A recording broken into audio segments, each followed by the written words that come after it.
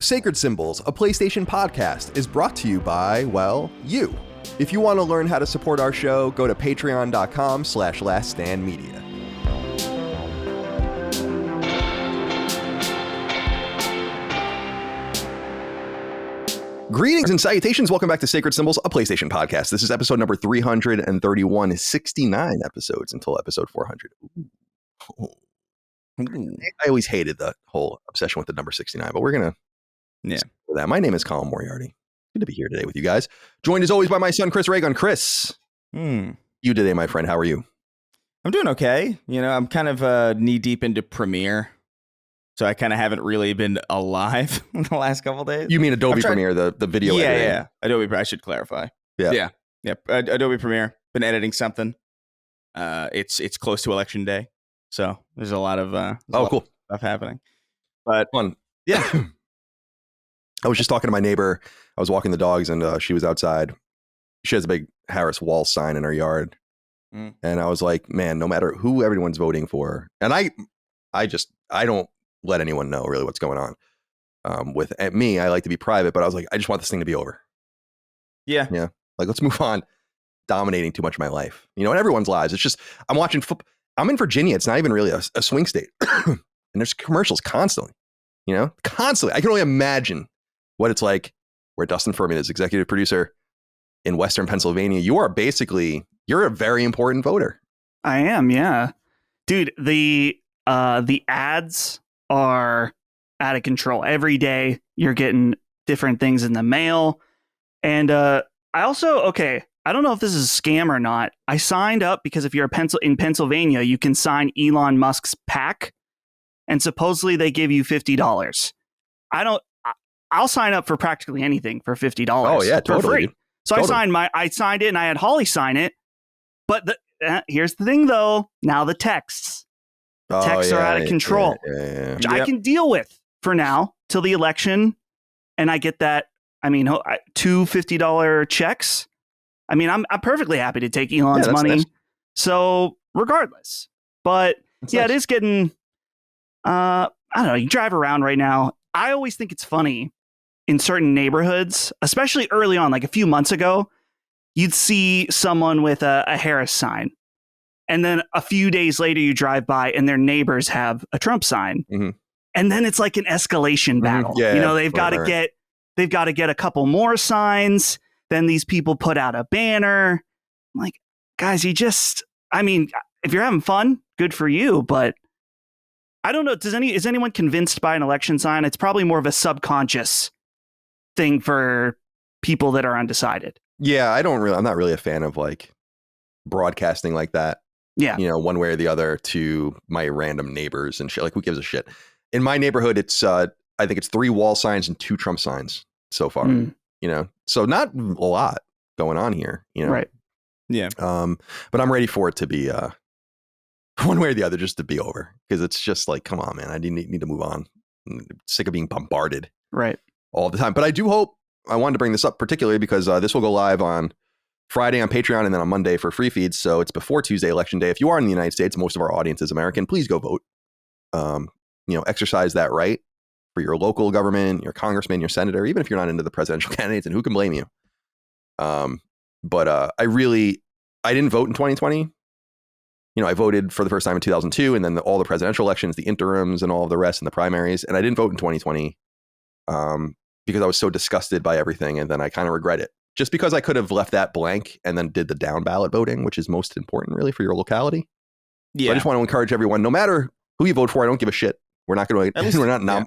We're not endorsing anyone or anything on the show. We never will and never have. But please go vote if you can. Yeah, at least for down ballot. Right, exactly. Like in California, all the propositions and all that kind of stuff. There's a lot of things. God, voting in California takes like a half an hour. Yeah, it's a lot. Not because of the lines. I've never had a line, except for in Santa Monica, there was a small line, but it's just like you're voting on like a million different things. Here in Virginia, we don't have that. So and our governor's races are odd years, which is very weird. Only New Jersey and Virginia, I think, have this. Where like our governor was elected 2021, which means we have a governor race in 2025. So there's not even any of that crossover. It's literally just like president, House, Senate, state legislature. You're in and out in 2 seconds. Please go vote. All right. Otherwise, this is Sacred Symbols, a PlayStation podcast. It's good to be here with you guys today. I have all sorts of notes on my desk. I need to get rid of some of this stuff. What is this? This is from my conversation with Gene about the Washington Post. This is the Kunitsugami notes for the spoiler cast. We got quite a few interesting things going on here. Here's some AirPods. AirPods, great product. Here's a lighter. Lighter, also a great product. Whoever invented that. Here's one of those weird orbs that were made in the 80s. Remember these? Well, you guys wouldn't. Dagan had this in his room when I was a kid. And I took it from him. What do you do with it? Okay. It's a paperweight, technically. It's very heavy. Okay. All right, so notes, a lighter, and a strange orb from the 80s. Right. It's a strange escalation of items. Right. What else do I have around here that's interesting? Oh, you know what? I never showed these to you guys. We have a listener in Canada that I've been trading merch to for, we run our own merch shop. We'll talk about that in a minute. He offered me some pool floats. He works at a pool float company, like a really prolific pool float company. So he sent me some stuff. I sent him some merch. And then he's like, by the way, the company I work for also has access to all of the PlayStation toys. Oh, very nice. And then the final one is, so I sent him more merch and he sent me these. I don't know what I'm going to do with them. I don't think I'm going to display them. I'll probably just put them away. But yeah. Do I really need a Jin Sakai statue? He's not that good of a character. I mean, let's be honest. Yeah. Joel and Ellie? Yeah, okay. Sure. Aloy? Those aren't statues though, right? They're no. They're like they're articulated action figures. 6 inches, 32 points of articulation. Jin has 32 points of articulation. Aloy has 42. Joel and Ellie 30 plus. It says. It's just like I don't know. Yeah, it's like whatever. No, whatever. But yeah, no, it's good to be here with you guys. We're recording on Halloween, so we're all ready to go on that, I assume, right? Dustin, you got trick-or-treaters. Yeah, we normally do it. I don't know if we're going to be out tonight during it, so we might not end up doing that. But you gonna leave a bowl? I haven't thought ahead about that. So you gotta leave a bowl of candy, don't you? Dude, a bowl of candy will not survive in downtown Butler. There's not enough honest people around here. Great town, I love it, but it's a few crazies. Though I do have, I have a camera on the door. Right. So if someone did steal it, I would be able to expose them immediately. Listen, dude, someone pulls that shit on me, because we leave the bowl out. Yeah. Because the dogs freak out every time someone knocks or even comes. They hear it, like someone. Yeah. It would be like the worst night in the world. So every year, this is our 5th Halloween in this house. I just leave a sign out, says Happy Halloween. Ringing and knocking scares our dogs. Please help yourself. Leave a bowl out. We'll go refill it at some point. We have a shit ton of kids in this neighborhood and that come or whatever.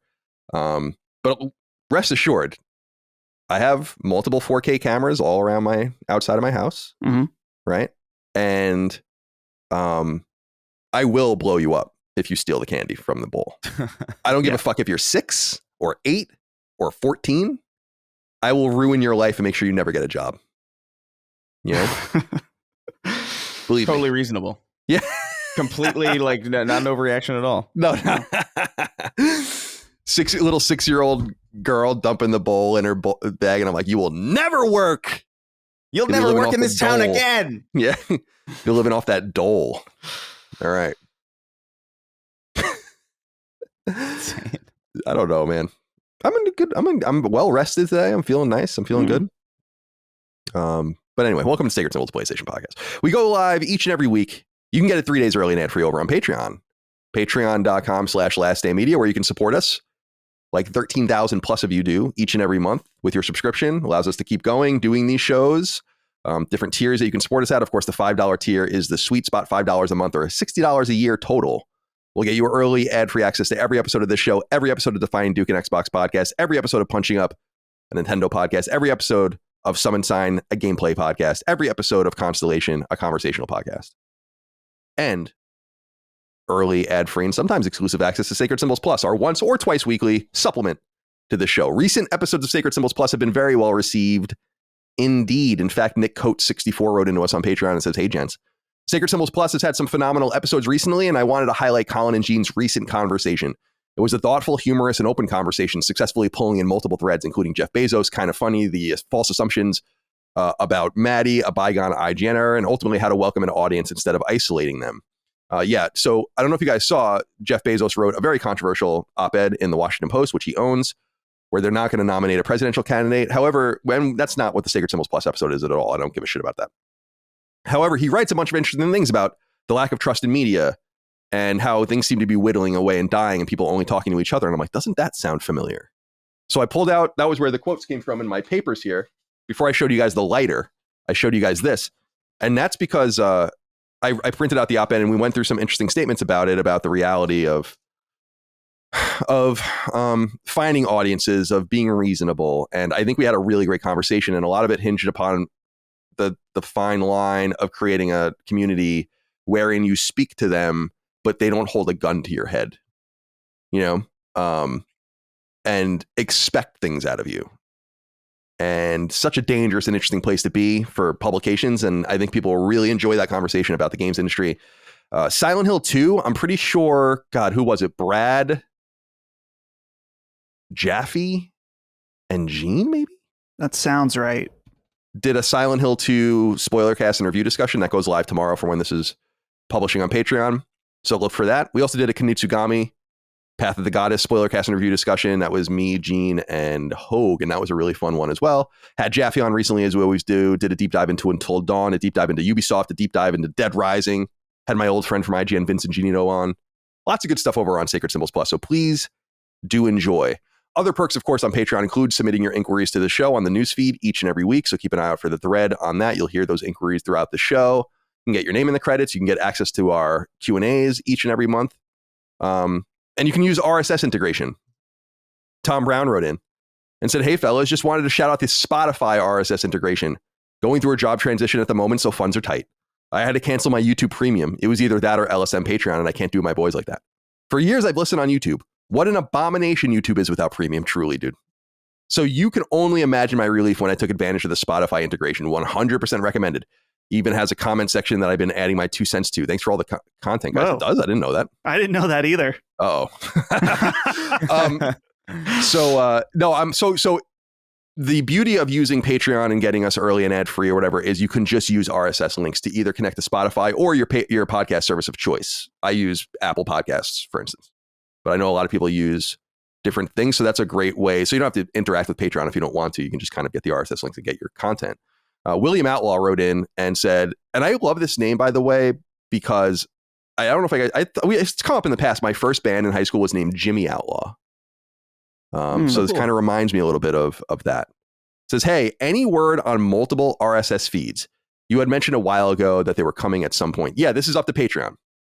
For people that don't know, we have a unified RSS feed, which gives you all of our shows, hopefully in the near to mid future, but I would imagine near future, we have individual RSS links that you can opt into or out of on Patreon. So if you want like Sacred Symbols and Defining Duke, but not punching up because Dustin is on it, right? Oh, why would you want Sacred Symbols? It doesn't really make any sense, I guess. Then you can just select those different things. So we appreciate you. Thank you so much. Merch, laststandmedia.store. We have a pre-order going live right now, right? For our Stand Down merch. Finally, I'm not the only one that did I ever even send you guys the Stand Down merch that was sent to us from? Yeah, I have the hoodie. Oh, okay, cool. So there's only a few of those in existence. I still wear mine sometimes. People always wanted it. So we've made our own, a little bit of a panache to it. And you can pre-order them right now on Patreon. No, laststandmedia.store. Yeah. Don't go to Patreon. We'll go to Patreon for other reasons, but don't go to that for the merch. What's funny about this is the guy that makes all my custom shirts that made the old sweatshirts. This is my custom. Beautiful. Yeah, you like that? Shinra Electric Power Company shirt. New shirts will be premiering over the next month or so because I have, I think, 6 or 7 of them, including a Limp Bizkit shirt, which I'm very, very excited about. So go to laststandmedia.store, get the sweatshirt. The guy that does my merch was the one who came up with that design originally, and he was going to do our merch. And then he bowed out for, I don't know, he didn't have the time to do it or whatever. And I'm like, well, we'll take the money. Yeah. I mean, you don't want it. It's fine. Yeah. We appreciate you nonetheless. Dude, bringing merch in-house was the best decision we have ever made, I think. Like, this is the best singular decision. It's better merch, higher quality, better customer service, quicker shipping, and cheaper. for everyone, for me and for you. Yeah. I know I've gotten a few questions either on Discord or on Twitter about our European shipping, which I know we've touched on, but it's worth reiterating again. We're sorry for people that are overseas for the shipping prices. There's nothing really we can do about it. We're not big enough to have a overseas fulfillment operation. So we hate it too. Sorry about that. And yeah, it sucks. Just buy a lot of things and it'll probably be a little more reasonable with the shipping. Yeah. And I'm trying to think what else. Like, this is the first time we've done in our new store, in our very own store, we've done a pullover hoodie, no zip. Here's the thing, Colin. Tell me what you think about this. When we did pullovers, everyone complained to me that they didn't have a zipper. So then we started doing zip hoodies in our new store. And guess what? Everyone complained they weren't pullovers. So here you go. Yeah. Buy this one. This one is not American made. It's made in Honduras. That's fine. But the American made one, guys, we wanted to do it. It was going to be over $100 a hoodie. So we knew that wasn't going to work for you guys. So we did the Honduras one. They look great. Both hoodie and a shirt that you can get if you'd like. The iconic shirt. I want to be clear, too. We've said this in the past. I want to use American merch and American labor as much as possible. It's very important to me. Yeah. And but it's not always possible. We do go overseas. It's just important to me that we don't source things from totalitarian dictatorships with slave labor, Right. Honduras is a friend of the United States. I have no problem doing business with them. Just like Vietnam, India. It's like, who gives a shit? Just don't want things made in China if we can help it. And we can help it. We're not making anything in China. True. And it's not printed there. It's printed here in Butler, PA, the most famous place in the world. Just printed right on Route 8. So yeah, I still owe those guys money, by the way. I forgot to pay them recently. That reminds me. Maybe this one won't be. If Colin forgets to pay, we'll find someone else. Well, something fell through I'm actually really good about paying. I don't like owing people money. That's a big thing for me. Like, I like to get things off the books and just know where I stand. So we used them and I owed them like a little bit of money. And so I paid them. And then I think another invoice was in there that I didn't see. That's much more significant than the one I paid. So I'm apparently 2.5 months derelict on this thing at this point. Oh, so we'll get it sorted out. It's not a big deal. All right, let's see what else is going on here. Oh, Landon Keith wrote in and said, "Hello, Sacred Boyos. My wife and I went to Costco last weekend. Chocolate chip. And while walking towards the entrance, a gentleman approached." By the way, I'm just interrupting myself. I'm so glad that I'm a BJ's person and not a Costco person because of them. Because it would be like, it's too close, Yeah. Like I have the BJ's is much smaller than Costco, but it's the same thing. And they don't have the chocolate chip and all the rest. So I'm glad to be able to have a little bit of distance from them. Hello, Sacred Boyos. My wife and I went to Costco last weekend. This was Landon Keith. And while walking towards the entrance, a gentleman approached my wife and said, "Excuse me." And by that point, my wife thought she bumped into him by accident and proceeded to apologize. While mid-sorry, he says, "I'm going to have to tell you to stand down." My wife, looking confused, sees me cackling excitedly. She was wearing my Sacred Symbol sweatshirt, and while she's listened to the show many times, she's not super familiar with the inside jokes. Once I explained, she thought it was funny too. It was super cool to see somebody in the wild who was a fellow listener in the Portland, Oregon metro area. Shout out to the cool guy we briefly said hi to. Thanks for the show, my dudes. You guys kick ass. With love from the beautiful Pacific Northwest. Isn't that nice? I think Sacred fans have a more likelihood of interacting and finding each other than they do finding one of us. Right. Or love. Yeah, true. That's true. Crazy. I was gonna say, I went to that. I went to the Near Orchestra concert in DC. Oh yeah, with Ben and Holly. No, totally anonymous. No one recognized me, which is good. I'm not like looking for it. Yeah, it's ideal. But it's great to hear that listeners are finding each other. So yeah, wear your swag, wear your stand down shirt, order now, and be weird in public by telling someone to stand down. It's funny, man. I was walking the dogs the other day, and a dude that lives in my neighborhood. I'm friendly with people. I don't really know anyone's names. We don't really stop and talk or whatever. But I had like my Jet sweatshirt on, open, sweatpants, flip flops, and like my hood up, sunglasses on. And he stops me and he's like, "Can I just ask you what you do for a living?" And I'm like, "Oh, I'm in the video game industry." And he's like, "Oh, I would have pegged you for cybersecurity." I was like, that's funny. Interesting. Cool. That's about as close as I've ever gotten to telling anyone in my neighborhood what I do. You know, So you should say cybersecurity from now on. Yeah, I should just make things up. I used to make things up in Uber sometimes. I've talked about that. Yeah. That's what I do too, all the time still. Yeah. It's like, oh, what do you do? I'm a teacher. Oh, yeah, what do you teach? Oh, geography.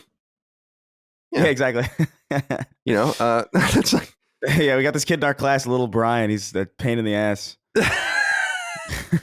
It's really fun. Like it's really fun to just make shit up to Ubers because like you're not gonna see these people again, and you're giving them an interesting story. You're improvising. You're having fun. Right. It's more like I would rather just listen to my headphones or just listen to a podcast or listen to like videos or listen to music.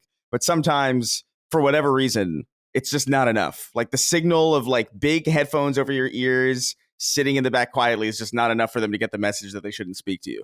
So in that situation, you just got to run with it. They're on autopilot. You know what I mean? They don't give a shit about your answers. They're just trying to fucking stay awake at this point. And I don't blame them for wanting to talk. It's probably very boring, but this is why you get Uber Select. Because then you have the option quiet. Yeah, that feels, I don't know. It feels too... Something about that feels too, like, so much more cruel. Because it's just like, I'm going to pick... but it's communicative, It is communicative, but it's like here's $5 to shut the fuck up. Like it's just something that's how it feels to me, where it's just like it's too much. It is a lot. It's a lot.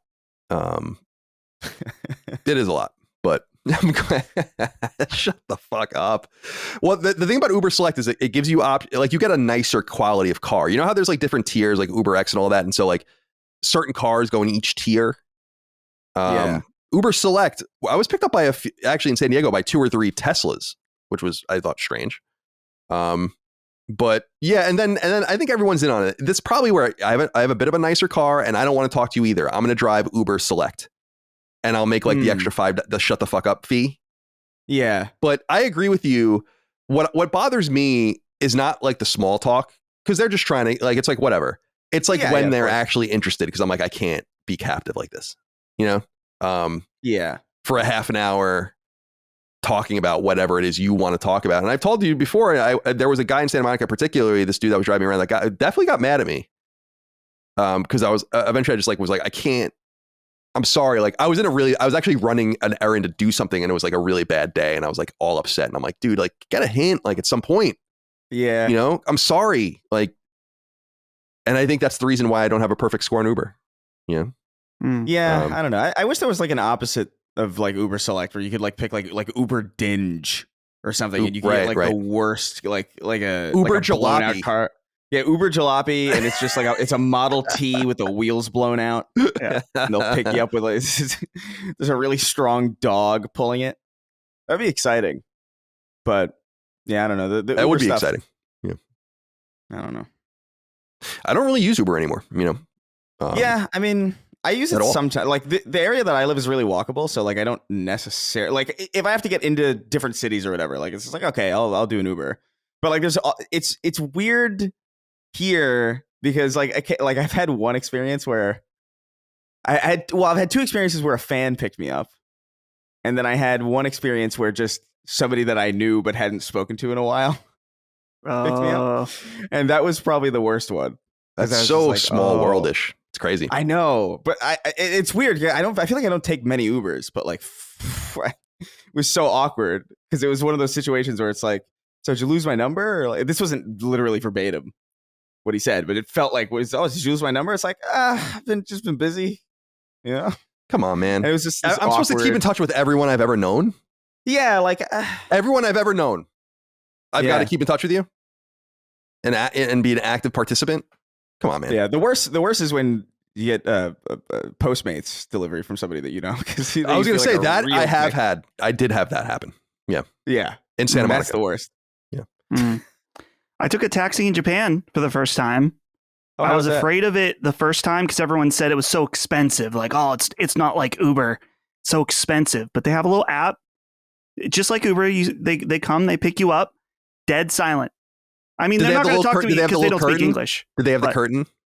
No. Oh, but it did have like this ornate, like doily looking thing in the back. Right. Yeah. And I was in 3 the entire time I was there, and they all had it. Right. I know exactly what you're talking about. And I saved, let's see, it was like 45 minutes of walking in the heat or $12 taxi ride. I was like, you know what? I'm doing the $12. And it was worth it for the time. My God. And so it's really not that bad. The Taxi Go app, people are asking me so many Japan questions online right now. So that's another tip. Check out the Taxi Go app. Though public transport, so great on the trains. It's not bad at all. But if you're in Kyoto, trains are much more difficult. Yeah, man. That's funny. I took a lot of cabs in Japan, actually, to go to appointments. They're always black, right? Are they Mercedes or is that in Europe? I don't remember. In Germany, definitely the cabs are Mercedes. Interesting. Or at least many of them were, which was funny. But yeah, I would just expense them. So I wasn't even paying attention to that stuff. But I know exactly what you're talking about with the doilies. They're also well dressed. Oh, yeah. I remember them having a shirt and tie on. Mm-hmm. And I think I told the story. I was staying in Makuhari, which is outside of Tokyo once. And the guy was really mad at me because I wasn't saying it right. And he didn't know what I was saying. I'm like, oh, Makuhari. And he's like, Makuhari. Like, yeah. Oh, like, I'm like, oh my God, I'm sorry. You know? And that's odd. This was 10 or 12 years ago. So this was before they really hated foreigners, you know? Right. And who can blame them, really? They have this great thing going on over there. It's pristine. It's clean. Everyone's kind and everything's neat. And then you have fucking us coming over there. Yeah, we ruin everything. How do you get a cab there? Is it just the app? I hailed them because it was pre-app, but you said that you could use an app now, I guess, too. I hailed them for sure. Or they were in front of the hotel, you know, like queued up. Oh, yeah. Yeah. The two that I did on my own were through the app. But when I was in Kyoto with my friend and listener of the show, Evan, he is fully native and he's lived there for, I think, at least 10 years. And so he was confident to wave down a taxi and tell them where to go.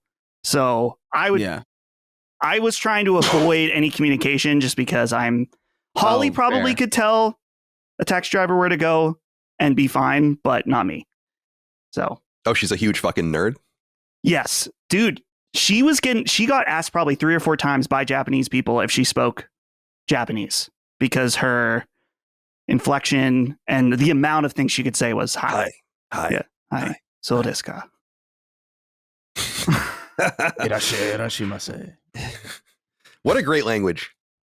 Yeah, you ever read it literally translated? Like literally translated? Oh yeah, their grammar is it's insane. Like it's actually insane. Yeah. Like if you read like just the way it fuses with English and how different it is. Yeah. Got to localize that shit for sure. All right. Shout out to Japan. Love you guys. You know, think about it. Like I was thinking about this recently. It's funny this comes up. We are substantial consumers of Japanese goods. Mm-hmm. Like we're important parts of their economy. You know, like when you really think about it. No joke. Yeah. No joke. Like people like us are helping keeping them alive just through electronics and games and stuff like that with the things we acquire and purchase. And it's been like that for many, many decades. But it's funny, like we interact with them a significant amount, probably more than we do any other culture. Yeah. And it's very weird and random, right? You would think it would be a European country or something. South American, Mexico, Canada. Yeah. And we're the ones that are buying Sonic. They're creating it. They know what they're doing. Mm-hmm. We'll talk and more. And then they're selling it to us. Yeah, we'll take more. We'll talk more about that. Yeah, they hate it over there. They're ashamed of it. They have taste. Well, they have something over there. All right, guys, we're going to do something a little different today. Oh. We're going to start doing our ads live to video. And just because I feel like, I'm writing these things. It's fun, but what if we just did them and had a little fun with it that way instead? So my friends, today's episode of Sacred Symbols, a PlayStation podcast, is sponsored by our friends at BetterHelp.com. You can go to BetterHelp.com/symbols today to get 10% off your first month of therapy sessions. That's BetterHelp.com/SYMBOLS. So here's the thing. Okay. I actually am a pretty firm believer in therapy. And first went to a therapist when I was a child. His name was Dr. Gasman. My parents had just gotten divorced. And we threw around a baseball in the backyard of his office. And we talked and he extracted things out of me and all the rest. And there began a journey of therapy throughout my life at various sections. I don't use therapy all the time. I'm seeing someone right now, actually, in my real life. But I think it really works. Talking to someone about your problems, figuring out what is wrong with you. Chris, you know all about this. There's so many things wrong with you. You know? Oh, yeah. It's like, where do you even begin? Right. Dustin, you're the same way, you know, deeply touched individual. Mm-hmm. Where do you even begin? You might begin at betterhelp.com/symbols, where you can have an online therapy experience. What I love about this, by the way, is lowers the barriers to entry. We're lucky to have health insurance. We're lucky to have local access, transportation, flexible schedules, and all of the rest. But a lot of people don't have some or all of that. And by being online and remote, you can do it over video, audio, or even over text, and speak to a licensed therapist that way. Keeps costs low, allows it to be accessible to you. You don't have insurance, no big deal because you can afford it. And you have to just duck out of work for your session, or you can just step aside in your house or whatever. You don't have to go anywhere. It's really, really nice. BetterHelp's been with us for a long time, and I appreciate them.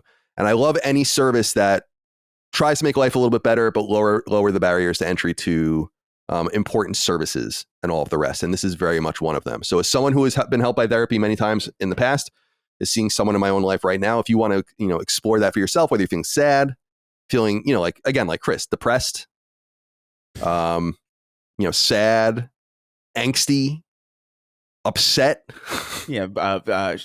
melancholy, right? Get to the source. Any number of those, right? Yeah, get to the go check out BetterHelp. I really appreciate them, and you can get 10% off your first month of sessions over there. You just fill out a brief questionnaire when you sign up.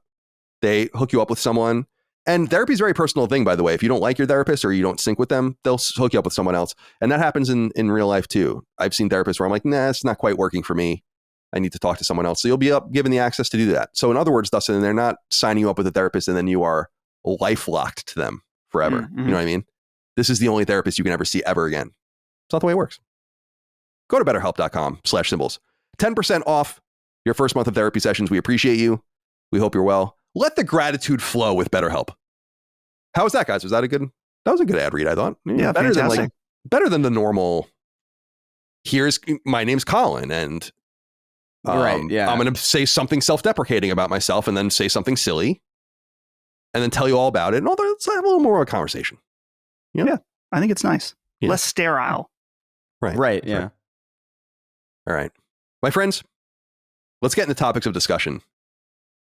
Few items from the audience. We'll get into some game news. There's not too much smaller game news that we'll begin with, but a few things to get through. We'll get into what we're playing. Then we'll get into the bigger game news. There's 3 items in particular we have to get to this week. We'll end things as we always do with inquiries from the audience. Jordan Dito wrote into us on Patreon. Remember, we post in the news feed each and every week a thread for this show and other shows. You just respond to it. I go through it, pull all your inquiries out, and put them throughout the show. Not all of them. Actually, most of them don't get on the show because we get so many of them. I try to keep it equitable. Jordan says, hey, boys, just wanted to say hi. See how you're all doing. I haven't been able to, I just burped in my mouth. I haven't been able to listen the last few weeks going through some family stuff. But knowing I got some episodes stacked up excites me to get back to listening. Take care, guys. I'll be listening again soon. I'm well. You know, I'm feeling good. It's the fall. The leaves are turning, at least here in Virginia, certainly in Pennsylvania, not so much in Southern California where Chris is. The days are shorter.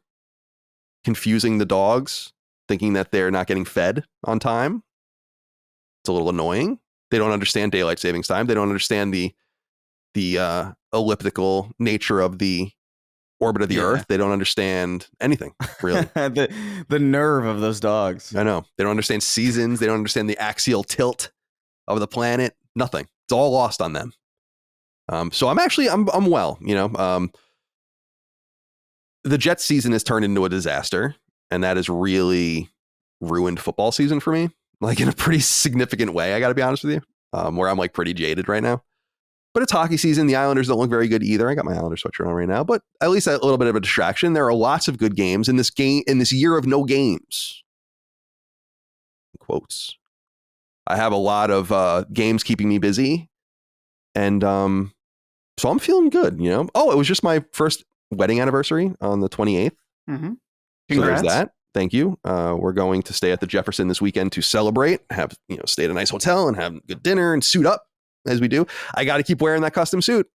Mm-hmm. I think this will be the 5th time I've worn it. So got to keep doing it. I'm not going to fit in it forever. Got to get wear out of that thing. So overall, I'm feeling good. Dustin, how are you? Pretty good overall. I mean, serious questions, you're going to get a little bit of a serious answer. Go ahead. Sorry. Be real with me. Yeah. But, I mean, I mentioned this when I first came back. Grief process has ups and downs. I'd say this week overall has been up. And Japan was great. Japan was a really nice time for both Holly and I to kind of like just get away from normal life. Coming back is difficult because then you're back. Even though I'm not in normal life yet, just like, the settling back in can be tough. But there are good things on the horizon. I don't think I mentioned this last week, but my parents who live in Virginia are moving back to Butler. They are closing on a house tomorrow that's just about a mile away from here. So I'm really excited to have them back. And I'm coming back to work full time next week. So I'll be back on various shows and whatnot. So maybe you're excited about that. Maybe you're not. But yeah, thanks to all of our crew that helped out while I was away. Jimmy, Locke, and Ben did a fantastic job. And really thankful to them and to you, Colin, for allowing this opportunity for me to take time. It was really appreciated when you're going through everything that you have a million things to think about and worry about, but I didn't have to worry about this. I knew it was in good hands and I was secure. So that meant a lot. And it meant a lot too from the audience that helped out with the GoFundMe. Really appreciated, and everyone's love and support. Very, very nice. I have a non-serious thing going on I'd like to complain about though. Please. And I know, dude, I'm going to get roasted for this. PS5 Pro 1 week away, right? For you and for Chris. Mm-hmm. Mm-hmm. But me, I'm part of the elite, the 1% that has a bundle, thanks to a listener. That bundle doesn't come out until the 21st. That's interesting you say that. Sorry to interrupt you, but there's interesting you say that because I got an email from Walmart, as did a friend of mine that listens, Mike Patelli, delaying the controller until the 21st. So did I. So I wonder if it's all just the special edition stuff that got delayed till the 21st entirely. Because I did get charged for my Pro from PlayStation Direct 2 or 3 days ago now. So it's coming. So, I'm an elite PlayStation gamer and they're treating me like a second-class citizen. Yeah, unbelievable. The 21st, I have to wait. And I know so many people wanted the bundle. It's so rude to say that. But I'm going to be a little bit annoyed that it's going to be out. We have a PlayStation show. I want to be able to give my thoughts on it immediately for you guys, and I won't be able to do that. So Sony, sort it out, and maybe a little faster next time. Yeah, I wonder what happened there. I think those two things are interconnected, though, which is why I brought it up. Like all the special edition stuff. Something's maybe what's delaying the bundle are the controllers being late.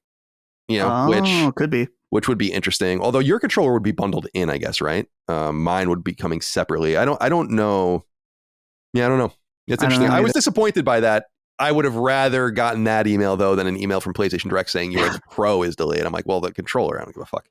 Yeah. I actually opened up a drawer the other day in my living room and I was greeted with a bright or like a sky blue DualSense controller. And I'm like, oh yeah. When did I get this? This was like the controller I used for like a year early on or whatever. I think I used the white controller for like a year and then that light blue controller for a year. And now I have the dark blue controller. And now I'm going to move on to the gray controller after that. Yeah, for sure. My ring, I've said this before, right? Is grinding down my controller. Smooth, totally smooth. I need to check that on mine.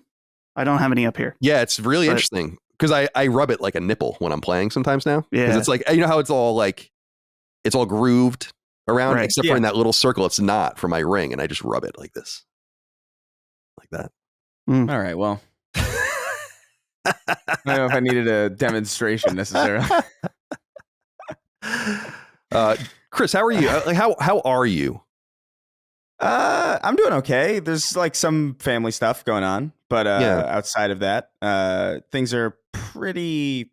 I don't know. I don't share too much of my personal life on the internet because things get strange really quick. As I've become very privy to over my 15 years on YouTube at this point. Well, especially the shit that happened, with your relationship. Yeah, it was just weird. That was weird. I was like, someone who knows both of you, that was very weird. Yeah.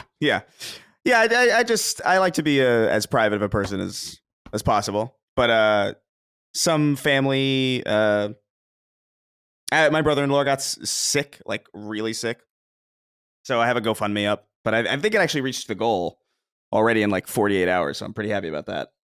Glad I got to help. There's like a weird thing that kicks in these situations where it's like I gotta protect my family, kind of thing.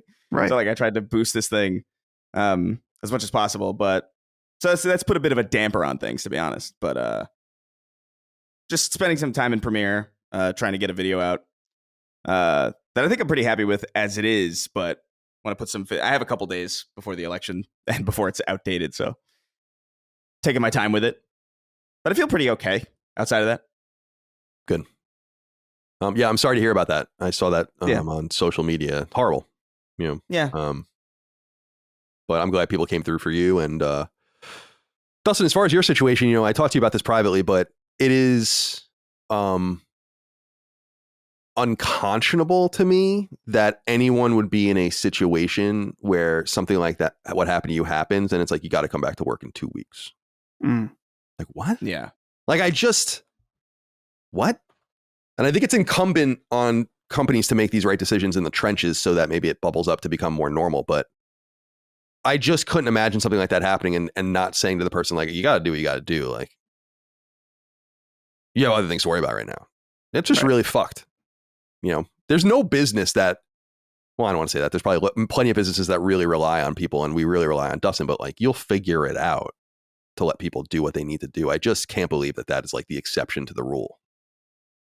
Yeah. Like, yeah, man, roll back into the office 10 days after a fucking life-altering tragedy. That sounds like a great idea. Yeah. So that's like the least we could do. And as I told you, I just tried to leave you alone. Because I felt like any communication from me, and I told this to Dustin, I was like, any communication from me, and we talked, and we didn't talk, but any like communication would come off as, or would be interpreted as, like, well, maybe I should be more involved, or is you need help on this, or so it's just like, this like the last person he needs to see in his text messages is me, because then it's gonna put him on the clock or do something. I don't know. Awkward position. So, well, anyway, I'm glad you guys are well. Thank you for checking in on us, Jordan.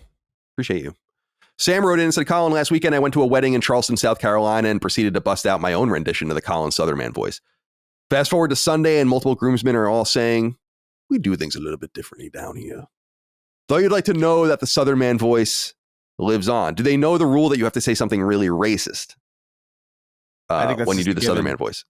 Or you have to say it's maybe subtly racist. Like, oh, I've seen those kinds of people around here once or twice. No, something like that. Like where it's like, well, subtle. Yeah, subtle. Yeah. Them folk. I've seen them folk once or twice around these parts. It's just a little subtle, maybe a little like just a hint of Jim Crow, but not much. Right. It's a light seasoning of Jim Crow. Right. Yeah, just we see that kind around here every once or twice. Yeah. Oh man, I'm glad that the Southern voice is a Southern man gentleman is making his way down there and around there. I just want to make sure everyone knows the rules. Right. The subtle racism, which I think is like kind of built in over there. I think I don't think I'll have a problem. And it's not that. See, it's not that he is racist. It's that he came up in a system where he never checked his own assumptions about people, right? Like he thinks he works at like the garage down the street, and he's like, "Oh, I'm good friends with Hector," and Hector's like a third generation, Nicaraguan, right? Yeah. And But he thinks he's black. Right. And it's also like, yeah, no, we know you're not racist.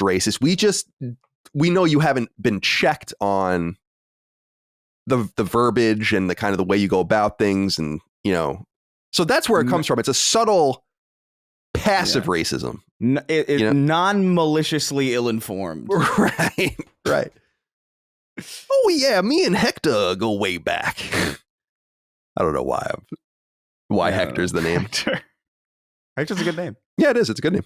It's a good Hispanic name, in my opinion. I don't think I have a Hector in my family. Oh, no, that can't be true. That can't possibly be true, Chris. Yeah, that can't possibly, yeah. Nevitz wrote in, said, hey, Sacred Gents, my new neighbors might have put me in a situation, as Colin would say. The new neighbors have 3 cats that explore the neighborhood. Over the last week, 1 or multiple cats have shit in our yard several feet from the porch. I don't have a problem with that, but when I don't know it's there, the evening sun cooks those little turds and it smells awful when I get home from work. We already have a second litter box available, and I just want to put it on the porch for those cats to use. My girlfriend wants to complain to the neighbors, but it's a fucking cat. It's going to shit where it wants to. I think it's unnecessary to say anything. What do you guys think? Should we tell the neighbors at all? Is it smart to put out a litter box so they can shit where I want them to? Any and all thoughts are welcome. You have been put in a situation, Nevitz, but I have a solution for you. Because this kind of happened. We have a lot of neighborhood cats. We call them the sewer cats. Anyone who has listened to Constellation knows that we have an entire fake story about how they are secret terrorists, all the cats that live in like a cell in the sewer, and Rush is friends with them and all that. That's a real thing, by the way, and you guys can go listen to Constellation all about that. So we have cats about. And one of the cats, my neighbor's cats, was pooping in my like flower beds. And Micah did a little bit of research, and what we did was we just bought a few oranges and just, skinned them, basically. And then just, kind of broke them up or whatever, and then just sprinkle them in the flower bed. And what apparently happens is cats apparently hate citrus. Oh. Like, hate it. And this keeps them away, and it worked, totally worked. So what I might suggest to you is to like just buy some citrus, like oranges or whatever. If you're going to eat them, eat them. I don't even know what we did. Micah probably ate the oranges, but we just, peeled 3 or 4 of them, split them up, and just sprinkled them all out there. And you see it, it's like an orange dotting or whatever, but eventually it just goes away, and the cat never came back.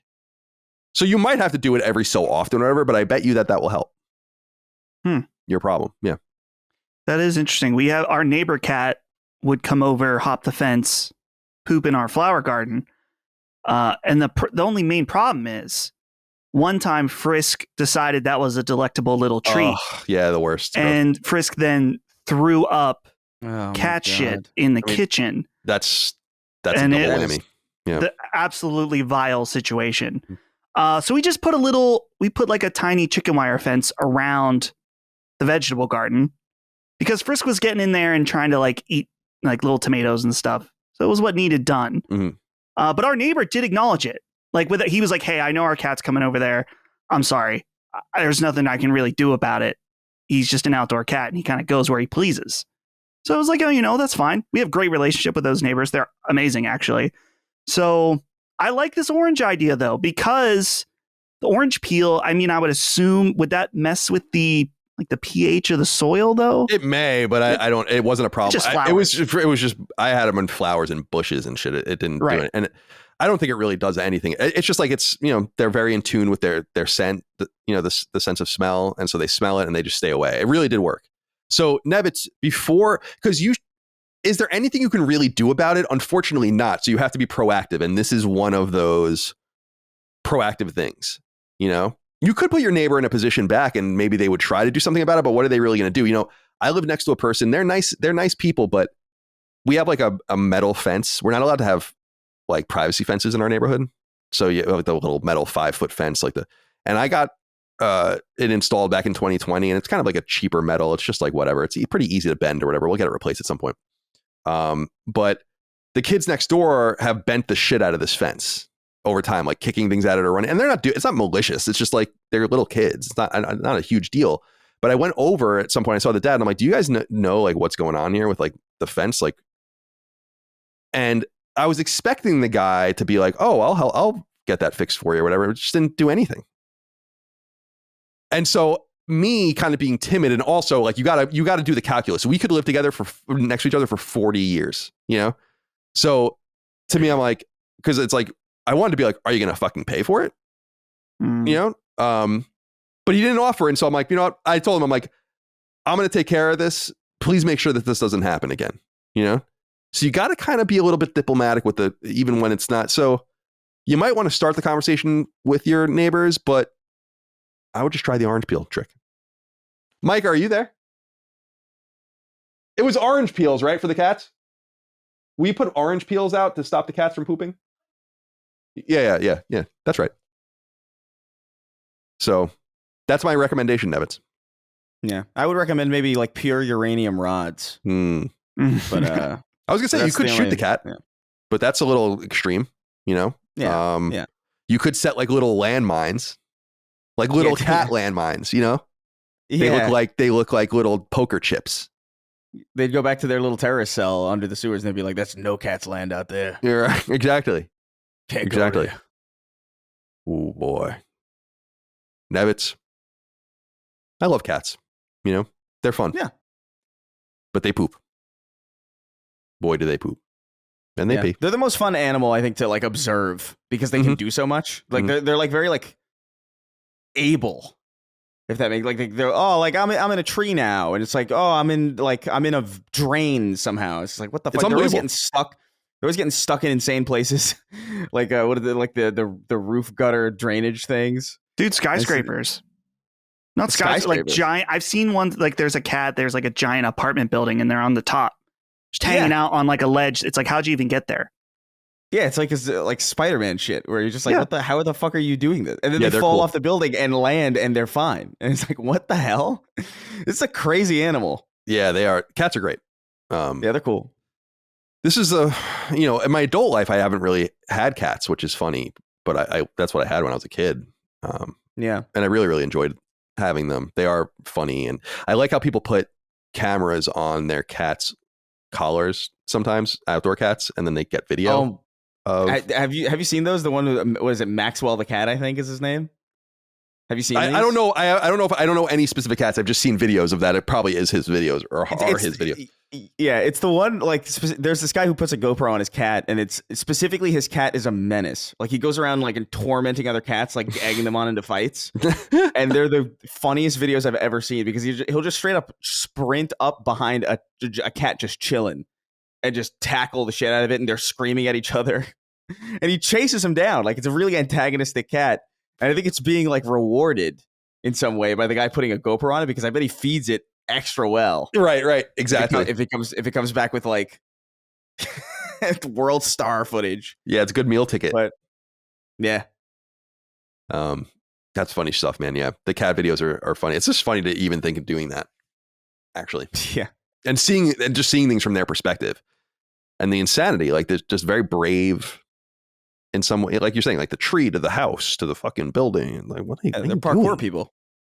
What are you doing? You know, relax. Meanwhile, dogs are all, I love dogs so much, but they're so fun. They're so different. Yeah.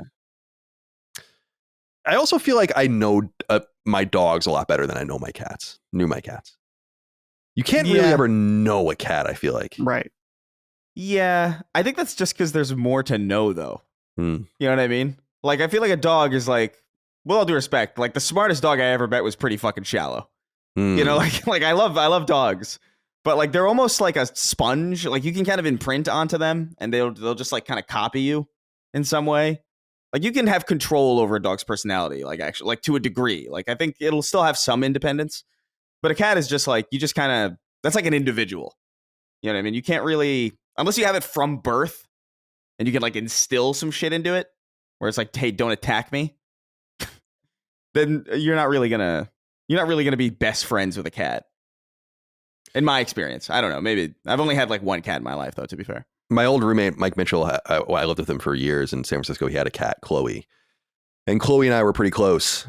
But what I always thought was so funny was like this order of operations Chloe had, where if Mike was around, it was as if I was dead. Like. Chloe couldn't give a shit about me if Mike was around. And the second Mike wasn't around, she was all up in my business, in my room, out on my window, in my bed. And she would know what it sounded like when he came in. just by the way he unlocked the door. I couldn't even discern if it was Greg or Mike from that. And she would just dart out and never see her again until he left again. I was like, you are so funny, man. Like, yeah, I'm like her side piece, you know? Yeah, exactly. Yeah. Very funny. Nebbits, good luck. Let's see here. Oh, this is Travis Terry wrote in. We got to really sound off on this. He says, hey, CDC, I wanted your thoughts and opinions on a subject that has been weighing on me for quite some time. Say, for instance, you want food from a local restaurant and call your order in. When arriving at the restaurant to pick up your food and you pay with a card, do you leave a tip if the option is there? I wanted your opinions on the matter. As always, thank you for all that you do. No. Absolutely not is the answer. Absolutely not. You are doing all of the work above and beyond the order of the food that they're getting paid for. You're going and getting it. See, we order Five Guys like once a week now or so, maybe once every 10 days. And it's like down the street, a couple minutes. And we order on the app and then we go pick it up. And there's a thing where it says like leave a tip. And there's no option for 0% or $0. You have to go into like the other and then just put 0. And I'm like, I'm not giving you a tip. You know, like for what? Yeah. What are we doing? Tipping and I'm a pretty generous person with that stuff. People deliver, you know, something to the house. When my marijuana gets delivered from the dispensary, I tip that guy. I'm tipping the pizza guy. I'm tipping people when they deliver food, obviously, and all the rest. Tipping people at the hotel. But like, come on, man. Yeah. What are we doing? Pay your people. I don't know. I wonder if, the tipping culture is crazy. I don't like that it's so instilled and so accepted. I don't like that it's accepted that it's like, oh yeah, of course. So, like, we have to tip them because like the restaurant isn't paying them correctly. Right. Like, what do you mean? Like, that's just how it is. It's like, what do you mean that's how it is? That's crazy. That seems insane to me. I don't know. And the fact that like we've kind of like been acclimated to it in this weird way where the fact that I even feel pressure at all to do that, to like tip for like a coffee is feels insane that I go to pick up. And I was thinking about this the other day. Like I was walking through downtown and I noticed that there were like far fewer buskers on the street than like I remember growing up. And I wonder if that has anything to do with the fact that there's just no cash on hand anymore. You know what I mean? Like it's like a cashless society. And so like now all tips are like electronic and just like kind of forced into everything else because there's no way for that money to disperse elsewhere. I don't know. It's weird. It's weird shit. But I'm like a generous tipper, but like I can't. It's even for no good reason. Like they got me. I feel like ashamed if I don't tip. Yeah, to me, because I am a generous 20% tipper at a restaurant. You know, every time. In situations where, but like I think on the counter of it, the yin to the yang, as it were, is like in those situations. So it's like, no, I'll look at you dead ass in the face and hit 0 and hit enter and turn the thing back around for you. And it's like, we gotta hold the line. Gotta do it. Yeah. You know, we gotta do it proudly. We gotta do it staunchly. Gotta do it. Yeah. I do it sometimes, but like most of the time, although to be fair, most of the time I do go to places that I genuinely like. So maybe like that has something to do with it. But like if I'm at like a fucking Fuddruckers, I'm not tipping. You know, if those things are even around anymore, I don't think so. Yeah, I think I'm with Chris in that if I'm going to pick up pizza at Papa John's, not tipping. And dude, even this was funny. At the Near concert in the merch line, when I bought a vinyl set and I paid with card, and the thing had a tip on it. Yep. Like, no. This lady turned around, grabbed the vinyl and handed it to me. I had that experience at the Sugar Ray concert. And again, I was just like, nope. No. You know? Yeah. Like, are you kidding? If it was like maybe, you know, at a show, like a band or something, and there's the guy that's running the merch. He's got a little thing for tips. Maybe throw him a buck. He's on tour. I get that. But at the Near show, no. But to Chris's point, if I'm eating at a local restaurant and doing pickup, while it's not the same amount of service as sitting in, a waitress, if they don't have online ordering, she'll take your order. She'll put it together in the bag. She's there to help you. And if it's just a restaurant I like the Chop Shop, I mention often here in downtown Butler, I don't normally do pick up from there, but the times I have, I'll give them money because those waitresses live locally, waitresses or waiter, live locally and I like their restaurant. I like their service. I don't think I need to tip on an order pickup, but I'm going to for a local restaurant. I don't have a problem with that. Yeah. But there's certain local spots that you just kind of want to contribute to for some reason. They just feel like a stronghold of the community. The Five Guys thing is interesting, Colin, because if you were eating in, they're doing the same thing. They're just putting it in a bag and handing it to you. You're getting no service there. So really, should you tip at Five Guys ever? No. That's the whole no. Yeah. No. The answer is no.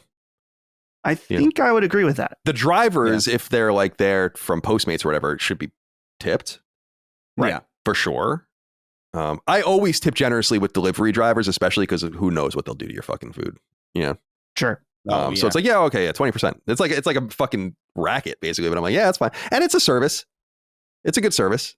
It's just that you're paying also all these other fees on top, but that's just the nature of the game. And that's why we go pick up the Five Guys, because the Five Guys goes from a $37 order to a $55 order, depending on, without the tip, depending on. So I'm like, no, like just on principle. It's like, yeah, okay, we can afford it. That's fine. But I'm not, this is a waste of money. It's like, no way, man. Mm-hmm. Yeah. And I guess a big difference too is that waiters and waitresses make less than minimum wage because tips are accounted for it. Mm-hmm.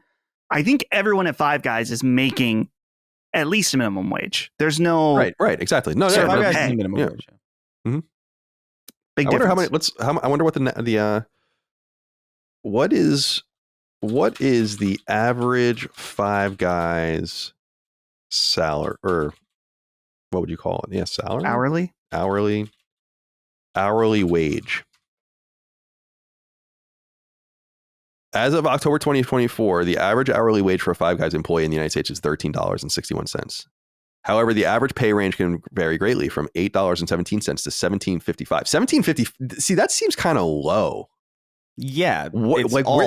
Five Guys is really expensive. See, what I love about we bring it out up with In-N-Out is In-N-Out apparently pays their people insane well for like the job. Like for the the status of the job, you're a college kid and you're just working there. They pay like, apparently your managers make like six figures there. It's like, that's fucking sick, Yeah.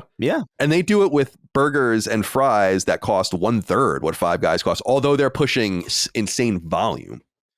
That just seems kind of a little low. I'm going in and paying $40 for two people to eat, and you're paying your person $13 an hour. It's like, oh, okay. Yeah. Seems like too many people are working there too, if I'm being honest with you, when I go to my Five Guys. It's like there's like 8 people there. I'm like, this seems like a lot. You have one person at the register, one person kind of on the fries, maybe. You got a couple people on the grill and preparing. It seems like a lot of people. Yeah. Yeah. Five Guys, like they have the opposite staffing practices of like a Walgreens. Right. Where there's always one fucking guy in there manning every single. Right. There's always a fucking line. And Five Guys, it's like the chocolate factory, they got like a whole setup back there. It's like I Love Lucy, where they're doing the conveyor belt. Yeah. Like, God damn, you got an operation going on here. Yeah, dude. It's awesome. God, I love Five Guys. Yeah, it's great. Maybe we'll have Five Guys tonight. It's a little excessive because I just had Five Guys on like Saturday or Sunday. Yeah. All right. Finally. Actually, no, this is the beginning of the game stuff, I guess. Sorry, can you guys hear the dogs barking in the background? I don't know why that's happening. No. Okay. I didn't. Yeah. Crispy wrote in and said, hello, nerds. Yesterday, Mega 64 had an emergency stream where they sadly announced that their funding is running low and could possibly cause them to shut down soon due to some issues they've been hit with, including chargeback scams on Twitch. These guys have been a constant stream of video game, pop culture, and public skits for the past 21 years with an extremely satirical and raw feel akin to older Jackass videos. I've been a fan of them for most of that time, and anyone who was a video game fan in the early 2000s probably knew who they were when they had featured in big publications like Game Informer and created videos with huge names, including Cliffy B, Kojima, and Kutaragi. If anyone has not heard of Mega 64, I urge you to check them out. And if you like what you see, maybe buy some merch or sub on Patreon. It would be sad to lose those guys after all the work they put in these past few decades. Do you or either of the boys have any history with Mega 64 or possibly any interactions at cons over the years? Do you guys know? I'm sure everyone knows Mega 64, I think, but are you guys into them or familiar with them? Know them? I don't know. Yeah, I remember watching their videos a lot. I don't know if I know that much about them in like a parasocial way. Like I don't know if I follow them like daily. Like, oh, when's the next video? Or like I don't think I've ever seen, if they have a podcast, I haven't seen that. But I remember their videos would blow up every now and again. I think they did they did these specific Dragon Ball videos, right? Where that's Mega 64, right? I'm not crazy. Where they did like the Cell Saga in 5 minutes or something, and it was just like they would make the crude like they would do all the special effects in camera, so they would have like construction paper like over the lens and shit. It was really cool and really funny. Like those guys are great. I remember their Flower. They would do these video game videos where they would like have like a video of them like, I don't know, reenacting something from a video game in real life, and they had specifically a Flower video where they were just all dressed as pedals and they were like flailing through the street, and it was one of the funniest images I've ever seen. But yeah, I like Mega 64 reasonably. I haven't thought about them in a while though. I guess, well, maybe like a year, but not that much of a while. But yeah, that's the extent of my experience, really. Dustin? I've always heard of them, and I think I've seen a few of their videos, but they're one of those like bigger entities that is mostly outside of my wheelhouse. I'm looking at their website now.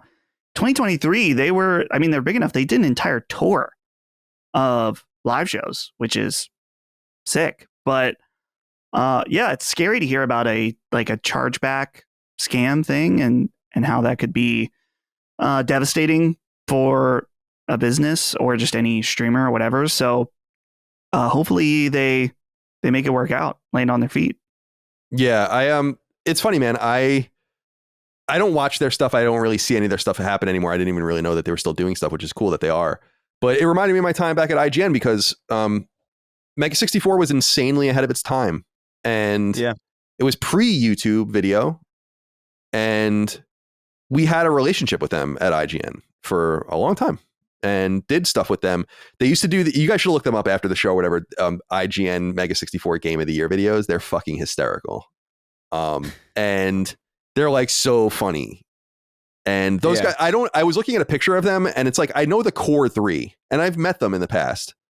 But I think there's more than just them now. I don't really know the other guys, but they're really funny. I was sad so learning that they were still around was awesome. And then kind of sad to hear that maybe they're going through some financial issues or whatever, sticking around. I'm sure they've made a lot of money in the past and are individually doing great, but that happens to businesses sometimes. But I really liked their work, and it seemed like people had really come out in droves to support them, which is awesome. So yeah, they're funny. I hope that they stick around for a long time to come. And I was actually reminded, and I appreciated this because it was a joke, but it was funny. Someone had pointed this out to me years ago. They did like a panel or something at like PAX or Comic-Con or something, and some of the guys from Kind of Funny were on it or something was like that was happening. And they had Kind of Funny had just given an interview with USA Today about making money, like building a successful business on Patreon or whatever. And they were like, shouldn't they have interviewed Colin? Like and I just thought that was so funny. And it was like an oh moment. And it's nothing about Colin. I was reminded that I was like, oh, that's so funny. Like, that's the last time I ever even heard them speak about me or that I interacted with them in any way though. So shout out to those guys. I'm glad that they have seemingly figured things out, at least in the short term, and more power to them. Yeah, they have 659,000 subscribers on YouTube, so they're funny guys, man. Yeah, they are funny. I really do like, if you're like a Dragon Ball guy like me, like their Dragon Ball Z in 5 minutes, or like their recaps of those sagas are so funny. Their costumes they put because I don't think they buy store-bought costumes for any of the characters. They just make things that look vaguely adjacent to it. So Piccolo looks fucked. And like, it's all really funny. Good shit. Crispy, thank you for writing in. Shout out to Mega 64. All right. Bioshocking the World wrote in, like many, many, many of you did, with some piece of this, and says, hey, CDC, I need one of those vintage Colin rants about what they try to do to our boy Matty this week. With literally no evidence, people were calling Matty unspeakable things, and that shit has to stop. Absolutely uncalled for. There's all this drama. We're going to talk about Dragon Age a little bit later, actually, so we'll get more into everything. But there was this drama around Dragon Age, the Veilguard, which is out now, I think, if you're interested in playing it on PS5. And there was this thing that happened with Matty, who of course is one of our people and hosts Defining Duke, our Xbox podcast, co-hosts it with Cog. And it came to be that footage that he took for Dragon Age for in early access through, an embargo. His footage was shared with one of his editors, who then shared it with people, and down the line it ended up getting leaked. And it's clearly his footage because I guess a customizable character in it is the same as his customizable character. So it's really like it is what it is. And when I first heard about and the people that were leaking it are kind of like unsavory people saying terrible things and all the rest. And when I saw this happen, I was like, well, obviously there's more to this story. I reached out to Matty at that time, and I know he was going to say something, and he did ultimately. And ultimately what ended up happening was that people thought that he leaked it, that maybe even he's like got an alt account where he's like a neo-Nazi and all this kind of just absolutely crazy out of control levels of shit. And it was disappointing. I'm not going to rant about it. It's like, it was just disappointing. And anyone, because I tweeted out about it when he tweeted, I just quote tweeted it so people saw it and just said my own piece. And I was like, anyone who knows Matty knows that none of this comports. And some people were like, well, we don't know Matty. You know Matty. I'm like, no, man, you know Matty. I mean, really? You really think this stuff about him? You really think that? It's just like, it doesn't make any sense. Obviously, there's more to the story, but people are so eager to throw everyone under the bus to virtue signal and score points and get their updoots and all that kind of stuff. It's fucking sad. And so there's nothing to really rant and rave about. It's just fucked up. People don't care about what they do to other people's, names and their reputations. And there's just no reason anymore for any of this stuff to be happening. So it was a bad time for Matty. It was ultimately he's kind of like a victim of it too. I don't know. I didn't like the way people treated him. And dude, I said this on Sacred Plus when I was recording with Gene, is that we had a few people, we can see your exit surveys when you leave Patreon, and you're allowed to leave, obviously, for whatever reason you want. But some people wrote in like, can't support a company that would support, this was before anything came out about what happened with Matty. Ultimately, it was just in the early going. And like, well, what happened with Matty is unacceptable and all that kind of stuff. And I'm like, you guys are leaving based on, you don't even know what happened. Leave for whatever reason you want, but what are you doing? Why are you so eager to like throw people under the bus, especially people that you purportedly like, without even hearing them out? Does no one get the benefit of the doubt? Don't people use logic? Like one day leads to the next day leads to the next day. Like there's a whole level of learning and things you bring into the day, like who a person is. It's just so fucking weird. That's all. I felt bad for him because I fucking knew that there was no way that the stuff they were saying was true. I just knew it before I even talked to him. I'm like, this is nonsense. And the only reason I didn't say anything earlier was because I felt like it was appropriate for him to speak his piece first. But I was very happy to help him proliferate that message. And it just, the abuse towards him in terms of the Veilguard and all the rest is crazy. And it all led up to this post from that guy Grums. Oh my God. You guys saw this whole thing that happened? So there's like a postscript to this, which is that then this guy Grums tweets out, this is what his tweet says.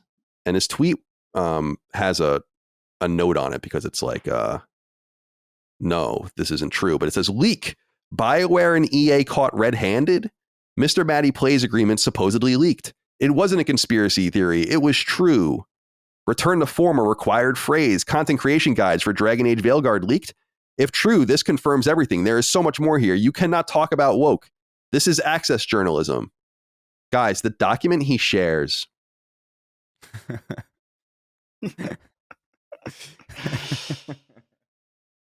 is the fakest thing I have ever seen in my fucking life. And I want to be really clear because I'm not trying. I don't want to, it is what it is. If you look at this thing and are like, this is a real legal document, you have never, ever, ever, ever seen a real legal document. I'll just throw that out there.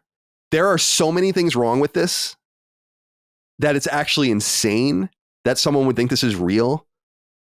And I'm gonna, Dustin, actually, can you do a little bit of, we do a little light editing. Can you put? Well, it's not me, it's Lockmart. It's his last round. Oh, okay, on Sacred this week. Tell him to kind of put this up and so people can see this thing. Okay, this is important because I need you to see it visually first. Okay. So first of all, this image of this NDA, right? That Matty and me apparently. So this is where I got dragged in, and this is why I sounded off on it because it's like, oh, you shouldn't have fucking invoked me, dummy. There is a cursor in the top left corner of the document. Okay. So we read top to bottom, left to right in the English language. The first thing is a cursor, meaning that this was in a Word document and some people are being like, it could be a PDF. And I'm like, okay, there's a cursor. No one shares legal documents like this at all. You get legal documents in DocuSign. You get legal documents in various things where you sign them. You know, like what? The era of printing out things to sign is old, and people still do that. And you would scan it or take pictures. No one does that anymore. Yeah. And by the way, there's a few things to talk about with NDAs in video games. Most games aren't NDA'd. I've been personally NDA'd my entire career only a few times ever. And the last game that I was personally NDA'd for was Red Dead 2. We don't get games early anymore. We haven't since 2018 or 2019. But people have this idea that these documents are being signed all the way. And I'm like, they're not. Maybe if you're like a smaller creator and they don't trust you, maybe they make you sign something. But no one's signing anything to get these games. You get what are called review guides, where it's like, these are and they want to make the game look good. And this is how you know this is not real. It's the documents you get alongside games have, letterheads. Let's look at the letterhead of this letter here. After the cursor, it says EA/BioWare and just 12-point Times New Roman font. What is this? then below that in bigger letters, it says Dragon Age the Veilguard review guidelines. Underneath it says influencer Matthew Schroeder, trademark of Mr. Matty Plays, or Last Stand Media, a trademark of the company Collins Last Stand LLC, and Colin Moriarty, owner of Collins Last Stand LLC, as is registered under patreon.com, business housed in San Francisco, FRANSISCO, so didn't spell it right, California in the United States. Let's just stop here. No NDA or illegal document has multiple, maybe people that may or may not sign it. It's either for you or you. In fact, that's a pretty big deal. Like if anyone who's signed a legal document knows, like if it's like, oh, we have to correct this one thing, the address is wrong or whatever. It's got to all be done again. It's like it's these things are very buttoned up, but there's so many problems with this. Collins Last Stand LLC does own Last Stand Media, and some people were like, how would he know that or whatever? And it's like, because it says it on our Patreon, which is apparently something they've been looking at since they think we're registered under patreon.com. Collins Last Stand LLC is registered in the state of Virginia. Patreon.com has nothing to do with Collins Last Stand, has no ownership. This is so fake already. It's crazy that people think this is real. And then it says, hereby agree to this non-disclosure agreement with EA/BioWare, a subdivision of EA, or Electronic Arts, trademarks of EA, also known as Electronic Arts. Who the fuck wrote this? Matthew Schroeder concedes the following rules that apply by having signed this agreement as defined by Gary McKay, residing general manager of EA/BioWare, a subdivision of EA, Electronic Arts. Bro, what are you saying? And then it gets mega fake and people can go into all of this. We wish to communicate through this product that people in the age group of 25 to 34 know that this will be a formal return to the expected output of EA/BioWare, as it was once known as BioWare Corp. The recipient of this review program will agree to mention that Dragon Age the Veilguard sees a return to form at BioWare. Like, no, there's never been an NDA that's been written like this ever in the video games industry. No. My favorite one was like, you cannot say that we borrowed from God of War. Yeah. By the way, there's also there's spelling errors, grammar errors. Number 4, refrain from personal attacks against members of the EA or BioWare team. We advise you to follow our dictionary of blacklisted, which includes transphobic slurs. So there's just a grammar error there. In transphobic slurs, misgendering one's pronouns assigned by truth of choice or any mention of anti-white or feminist sentiment. Listen, Grums, this is for you. Okay? While I think the word grifting has lost all meaning and people just bandy it around, you are a grifter. For someone that produced World of Warcraft, you know so little about how games work, apparently. It's one of 2 things.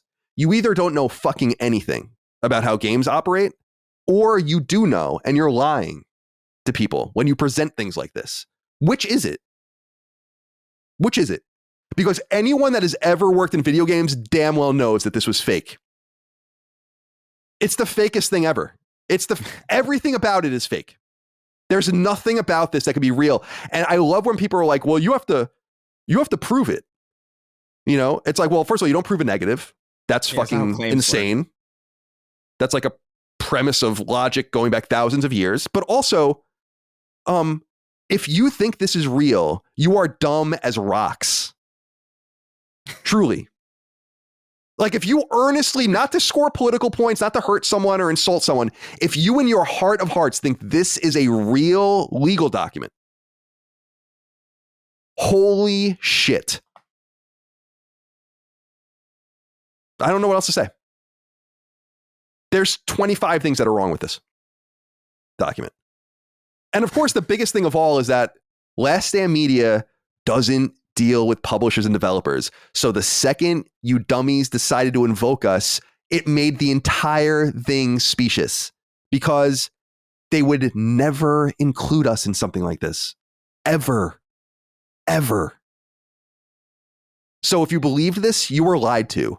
If after I explained to you how fake this is, you still believe it, go back to school and stay there.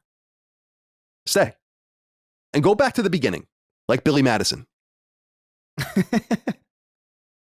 2 weeks of kindergarten, 2 weeks of first grade, 2 weeks of second grade, because you got somewhere along the line. But anyone who's seen, and that's why I wanted to have Locke show this on the screen. It's like, look at this thing. Have you ever seen a legal document that looks like this? Also, where am I supposed to sign it? There's more pages of this, presumably. But I love dude, the fucking word salad. Yeah. Hereby agree to this non-disclosure agreement with EA BioWare, a subdivision of EA or Electronic Arts, trademarks of EA, also known as Electronic Arts. What the fuck are you saying? What are you saying? I think it's supposed to trick the average person into thinking that it's legalese. Because there is sometimes I'll read legal documents and I'll be like, what the fuck are they saying? You know what I mean? Oh, of course. I have my lawyer do all that stuff, you know? Right. But that stuff reads a certain way, you know? No, yeah. Yeah, no, it is, even for me as somebody who does not like legalese, because it is confusing and weird and verbose and just very irritating to parse through. The second I saw so many EAs in a row in different ways, segued into each other, Gary, I've read a lot of these, I've done I do ads for videos, and sometimes there's legal documents, there's DocuSigns, and I've worked with companies and stuff. Never has anything even, it's never been formatted like this. It's never been written this way. It's never. Yeah, the font is wrong. The it's too big. It's formatted like someone's notes app. Right, exactly. Just trying to keep track of shit. It's not real. It's ridiculous, dude. Gary McKay, residing general manager of EA BioWare, a subdivision of EA, Electronic Arts. What are you saying? I love it, dude. EA BioWare, a subdivision of EA or Electronic Arts, trademarks of EA, also known as Electronic Arts. Amazing. That's some good shit. What's that? That image of Martin Scorsese? That's cinema. Cinema. Yeah. Print. So here's the thing. When this was circulating, before I even said anything about it, I called Matty. because I was like, I got to know immediately, like, what the fuck is this? Did you see this? And he's like, he's like, what is, like, no. Dude, wait, did he get the meme image? It says Colin is calling you. Oh, yeah. That's, is that what it looks like when I call? Really? I don't think so. I don't know. We can test it later. I did change my photo for you in my phone to that photo specifically. So if you did call me, like, that's how it would show up. Because I look so disappointed. I looked like it's like a preemptive disappointment. You know? Yeah. Right. So I can brace myself. Yeah. This is just so. Here are just a couple of things, and we can move on. Some people were like, "Why were you so mean to Grums?" And I'm like, I actually think I've shown a little bit, maybe too much respect to this person over time, because I have not personally been invoked. But I can tell when people are like, why do you care so much? You didn't even read the document. You see my fucking name in it? Yeah. You see my company's name in it? This is a lie. So actually, he involved me. And the people that got the document involved me directly. So that's why I'm not being mean to him. People are like, oh, you want to have a conversation with him, or you want to make fun of him? And I'm like, yeah. That's right. So this is never going to happen because Grums clearly is a coward, right? You have carte blanche to come on Sacred Symbols Plus, and I'll sit back and you can say whatever you want. And all I want to say, I just want to ask you questions. And that's it. I think you are a grifter.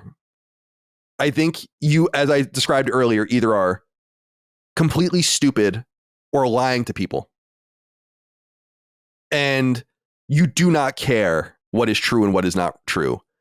And when you recanted your post, you didn't even apologize to the people you tried to victimize and make look stupid. Anyone who believes you and thinks you are an arbiter of anything valuable or truthful or positive, man, you know, and I appreciate heterodox thinking. And long before you were doing your grifting act, I was actually writing pieces about the social issues in games, and was really one of the tips of the spear of that. Before you came and made everything about one thing and ruined the entire dialogue around games, or at least helped contribute to the ruining of it. Because you are so shallow and so ignorant that you can't separate anything from anything else. And instead of focusing on specific targets and very specific things that are real and actionable, anything that happens must fall into your specific prism of view, and it must, rationalize your thought processes. You're a clown. You want to come on Sacred Symbols Plus with that, knowing that that's the way I feel about you, more power to you. But you won't. You would never come on a show like this. And I know that. And I know that you know why that is. Because nothing you ever say will ever stand up to even a little scrutiny. And there are so many better, more interesting, more dynamic, more intelligent people that can argue the things that actually need to be argued about, the 10% or so of what you say, and leave out the other 90% that drowns it all like an anchor around its fucking neck. Leave my name, Matty's name, and Last Day Media out of your mouth. Thank you. Any thoughts, my friends, before we move on? I think you nailed it. All right. Let's get into a few smaller news items. Then we'll get into what we're playing.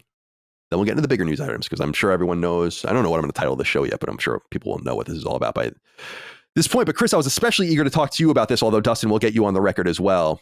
Video Games Chronicle writes, Bungie claims Marathon is on track, but it's not yet ready to show gameplay. So I don't know if did you watch this video they released a couple days ago? It's a 10-minute video. Skimmed through it, yeah. So it's with game director Joe Ziegler. It's about a 10-minute video, and it says that they're going to show the game in 2025, which is cool. So gameplay and all of the rest. Here's what he says in part. This is transcribed by VGC. He says, quote, "Where are we right now in terms of making the game? Well, for the past couple of years, we've been doing a lot of aggressive change to the game, and we've been iterating pretty heavily. And during that time, we've been testing with a lot of players like yourself, also with creators. And so it's sort of insanely awesome. And I'm filled with gratitude when I think about it, because there's so many people who have just contributed by telling us, hey, this thing sucks or this thing is great, in a way that really has helped us diagnose, analyze, and shape and shift the game in great ways. Where the game is at right now, there's a variety of different things at different states inside of it. Some things are a little bit more complete, like our environments are starting to come together in a really, really beautiful way. Some of the character models we've been iterating through, so they're coming together, but they're not fully there yet. Our enemy models are still kind of a little bit in an early state, so we're still iterating through and kind of making things land in a strong way. And a few of the items are still kind of coming online. So it's a little early to show you all of it as one piece, but as you noticed, like as many of you are familiar with, if you've been or if you're familiar with game development, all of these things are on track. They're not all together, but when they do come together, we really, really are looking forward to showing you what this thing looks like, especially in play. And then he later says, quote, hopefully it's just a little bit of a taste and amuse-bouche, if you will, of content that we have before we reveal a lot more for you in a sort of midst of 2025. So apparently they're going to widen the focus on gameplay in 2025 to include more people in these tests. The game is acknowledged and real now, so I don't think they have to test quietly anymore. So they probably could have some real closed tests that are publicly advertised. I wanted to know, Chris, what did you think about this? And I assume you'd want to participate in a in the future test.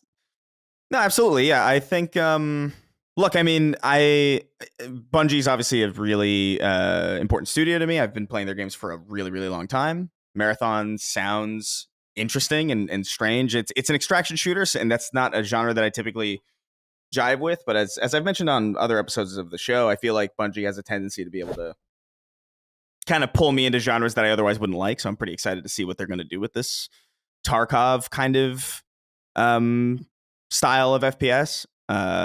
But yeah, I mean, as I was looking through the video and like reading some of the transcripts, I was like, I don't know if there's really anything that gets me excited. You know, it's really just kind of like it kind of feels like a Post-it note in some way, where it's like, hey, we're here, we're on track, but like we'll hear more in the future, which that's cool, but it doesn't give us much to talk about right now. What is exciting though is to hear that they're kind of going to expand those testing periods, and I'll be all over that for sure. I'm excited to hear about, like, because I think I saw like a bunch of people played it. Like I saw videos in my subscription feed. I haven't really been on YouTube that much, but people who like played it and were talking about it. So I'm curious to dive into those and see if there's any other inklings of maybe their perceptions that I can mine or like figure out. But yeah, I'm interested in Marathon, curious about it, especially with everything that's gone on at Bungie over the last like several months. There's kind of a lot riding on this in some way. That's what I was thinking. Yeah, I'm interested, very, very interested to get in early and see what they've got cooking. But it's too early for me to feel, you know, I can't really feel like excited or like doom and gloom about it, because this is a very like neutral kind of update, you know? Yeah, it is. I think the biggest thing is confirmation that we'll see it. I mean, maybe the first time they've really openly talked at length about how people are playing it. You know, people you might know are playing it, which is cool. So getting some of that knowledge and the confirmation that we'll see it as a community, a gaming community in 2025. But that's exactly what I was thinking too, Chris, was, man, the pressure has got to be enormous, because they have to deliver with this game. Like, they absolutely must deliver with this game. And if they don't, they're in real trouble. I think they're in real, I think if Marathon misses, they are in existential trouble. That's my take. And yeah, because I just think Sony, it can't be understated. Like, Sony is never getting the money back that they spent on the studio. I just don't know I don't know, like, in what world people think that Sony has already lost all of that money. And now it's about keeping the studio alive and hopefully extracting enough profit to cover its cost of developing this particular game. But make no mistake, Sony took $3 billion and flushed it down the toilet, because it's gone. And, because if you turned around and sold Bungie, what would you even get for it? Maybe a third of what you paid. And probably. So I agree with you completely. I think Marathon has to be big, really big. And I'm not saying I keep bringing up Apex Legends and all these things that I think it would need to aim for to ever chip away at the money Sony actually paid to buy them. Because people have to remember, Sony bought them, so that's $3.6 billion done, right? Then they're in the red. So Sony is paying for the studio and paying more money out of that, even above the $3.6 billion in losses, even if they stem the tide and just break even. Now it's like, well, you got to pay for them to live and to make the game they're making now. This is why I don't see where that money, like that money, man. Yeah. Dustin. Oh, I'm sorry, Chris, were you going to say something? No. I was just agreeing. Yeah. Dustin, where are you on this? How are you feeling? What do you have to say? Yeah, I was going back and watching the announced trailer, remembering how cool the art direction is. And of course, I mean, it's Bungie. And I think that their art direction overall, I mean, for Destiny is impeccable. 10 out of 10. And Chris is right. There is so much riding on this project.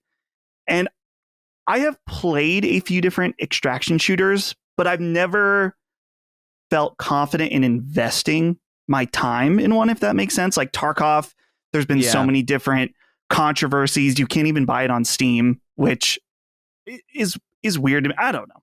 It's not the big thing, but they had that whole scandal with people's their like progress getting deleted and the weird like loot box controversy, whatever it was, microtransactions. So I'm interested in this genre, but haven't really found a home to really dive in. And so when Bungie's going to do it, there's going to be at least some degree of care, particularly in the visuals, how it's thought out. They have experience with live service. They really kind of created, maybe not solely, but did a huge contribution to the live service model. So I'm excited to see it. Let it cook for now, though. Don't release it too early. And I'd love to see it come out and be awesome. So I am anxiously awaiting seeing more next year. Presumably, this is the game Sony saw that made them want to buy Bungie in the first place. They did spin off that so-called Gummy Bears project into the eternal PlayStation Studios family, and that team will probably get a proper name in the couple of years to come, I guess. But so they have mined it for stuff, and that's what you get in quotes for your $3.6 billion. But remember, it's not a flat fee. Now you have to pay for that team to live and exist and make the game. It's just like, damn, what a fucking waste of money. What an enormous waste of precious capital for a company the size of Sony. $3.6 billion is a rounding error for Microsoft. It's not for Sony. Yeah. And it's just no other way to put it. That was just such a boondoggle. What a fucking disaster. And we'll talk more about disasters in a little while. Because I don't think things are looking great for PlayStation like productions. Or no, that's not, PlayStation Productions is the TV side. PlayStation Studios and just kind of the production of first party games. It's like, we'll get into it. I'll save it for them. Yeah. All right. Eurogamer had an interesting story that I wanted to just kind of get into for one specific reason. They write, Don't Nod director hits out at hateful comments about Life is Strange double exposure. Okay, so Life is Strange, as people I think know, is an adventure series, kind of a choice-based adventure series that was begun by the French studio Don't Nod. And since then, there have been multiple spin-offs created by a studio, I think they're in Colorado, called Deck 9. And the newest game, Double Exposure, is a Deck 9 game. However, the games are all intertwined and interconnected, so the stories kind of told by Don't Nod and Deck 9 are supposed to intertwine into a single universe. And Michelle Koch, who is the, I guess the creator or one of the creators of Life is Strange, tweeted out something kind of interesting. He said, since the release of Life is Strange, what is it? Double Exposure. He says DE. I want to make sure. I've seen a lot of tension and hateful messages against Deck 9 devs. I didn't play the game yet, and I have no idea where they're taking the story, but I know it is nothing justifies hating on people for how they wrote their game. So apparently what happened here is Deck 9, I guess, made some controversial choices or something about the story that Don't Nod originally started, and people are upset about this. That's fine, but here's what I wanted to talk about. He says in a follow-up tweet, you can be disappointed. You can want other narratives for those characters you love or different stories, but ultimately, creation is hard and very subjective. And if Double Exposure story doesn't please you, it does not erase what you imagined. This is interesting to me because I disagree. Now, it has nothing to do about what Life is Strange itself. I'm not familiar with Life is Strange as a story. I don't care. So I'm not talking about it from that perspective. But it does, and obviously, no one should be hurling abuse at anyone for any reason. This goes without saying. Gene and I were talking recently on the show about how we have to have just a word in English that you just say where everyone knows, like, all of the things you're supposed to say, we're saying them now. with just this one word. So it's like, obviously you're not abusive to people. Obviously you treat people with respect, all of that. That goes without saying. But if you have a singular series of canon that's endorsed, right, as like the Life is Strange, the Star Wars, the Star Trek, the whatever universe, then actually it does erase what you imagined. Doesn't it? I mean, it's what people say about Star Wars. It's like, oh, you don't like the sequel trilogy? Just pretend it never happened, mommy. But it did happen.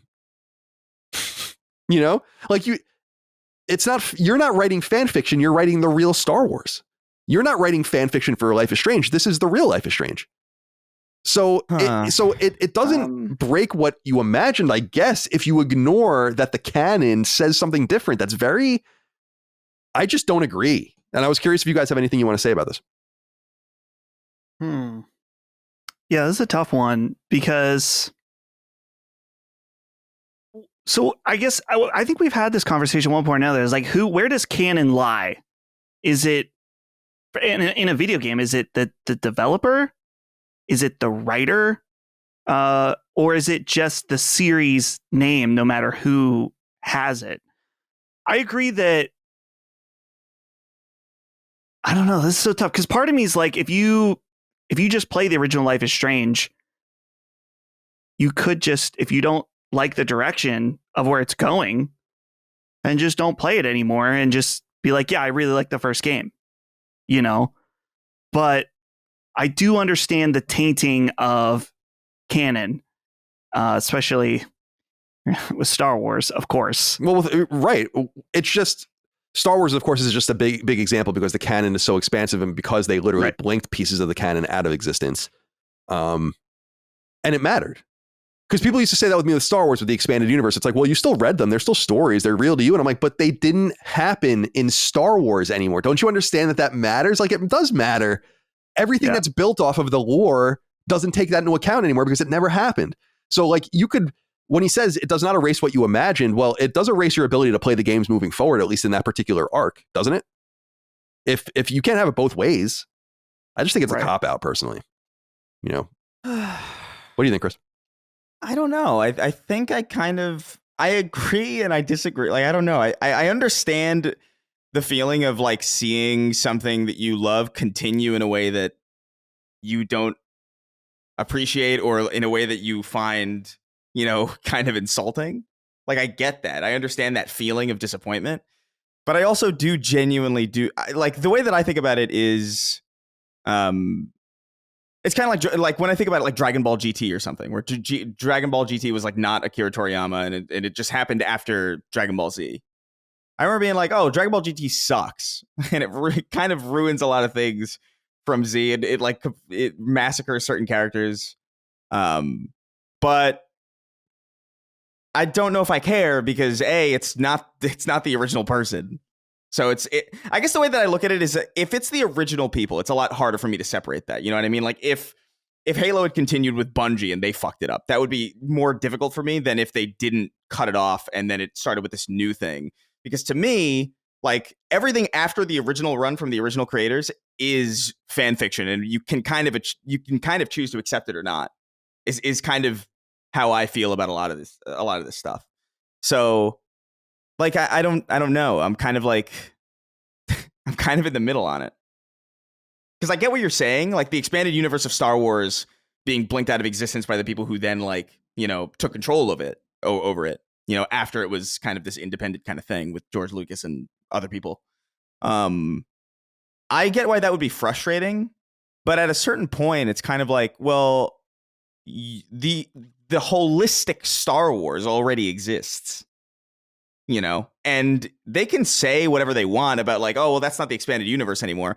Ultimately, that decision was made by somebody who just happened to be lucky enough to be in the position to get control of the IP and do what they want with it. It doesn't necessarily make it any more valid than millions of fans being like, no, this expanded universe is actually pretty well done and really, really enriches the universe. And I don't know if we really accept what's happening.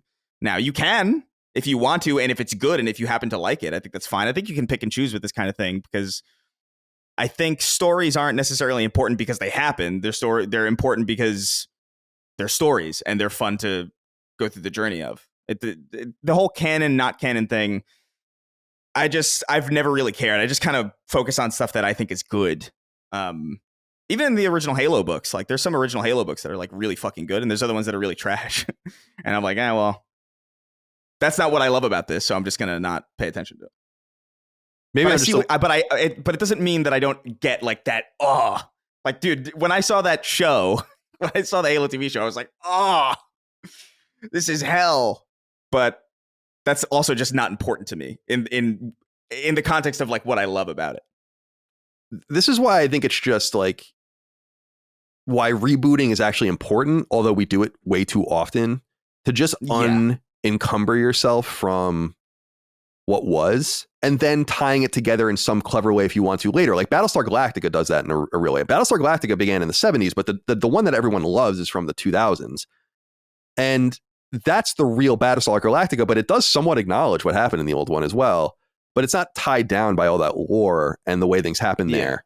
And I just think that kind of stuff is preferable.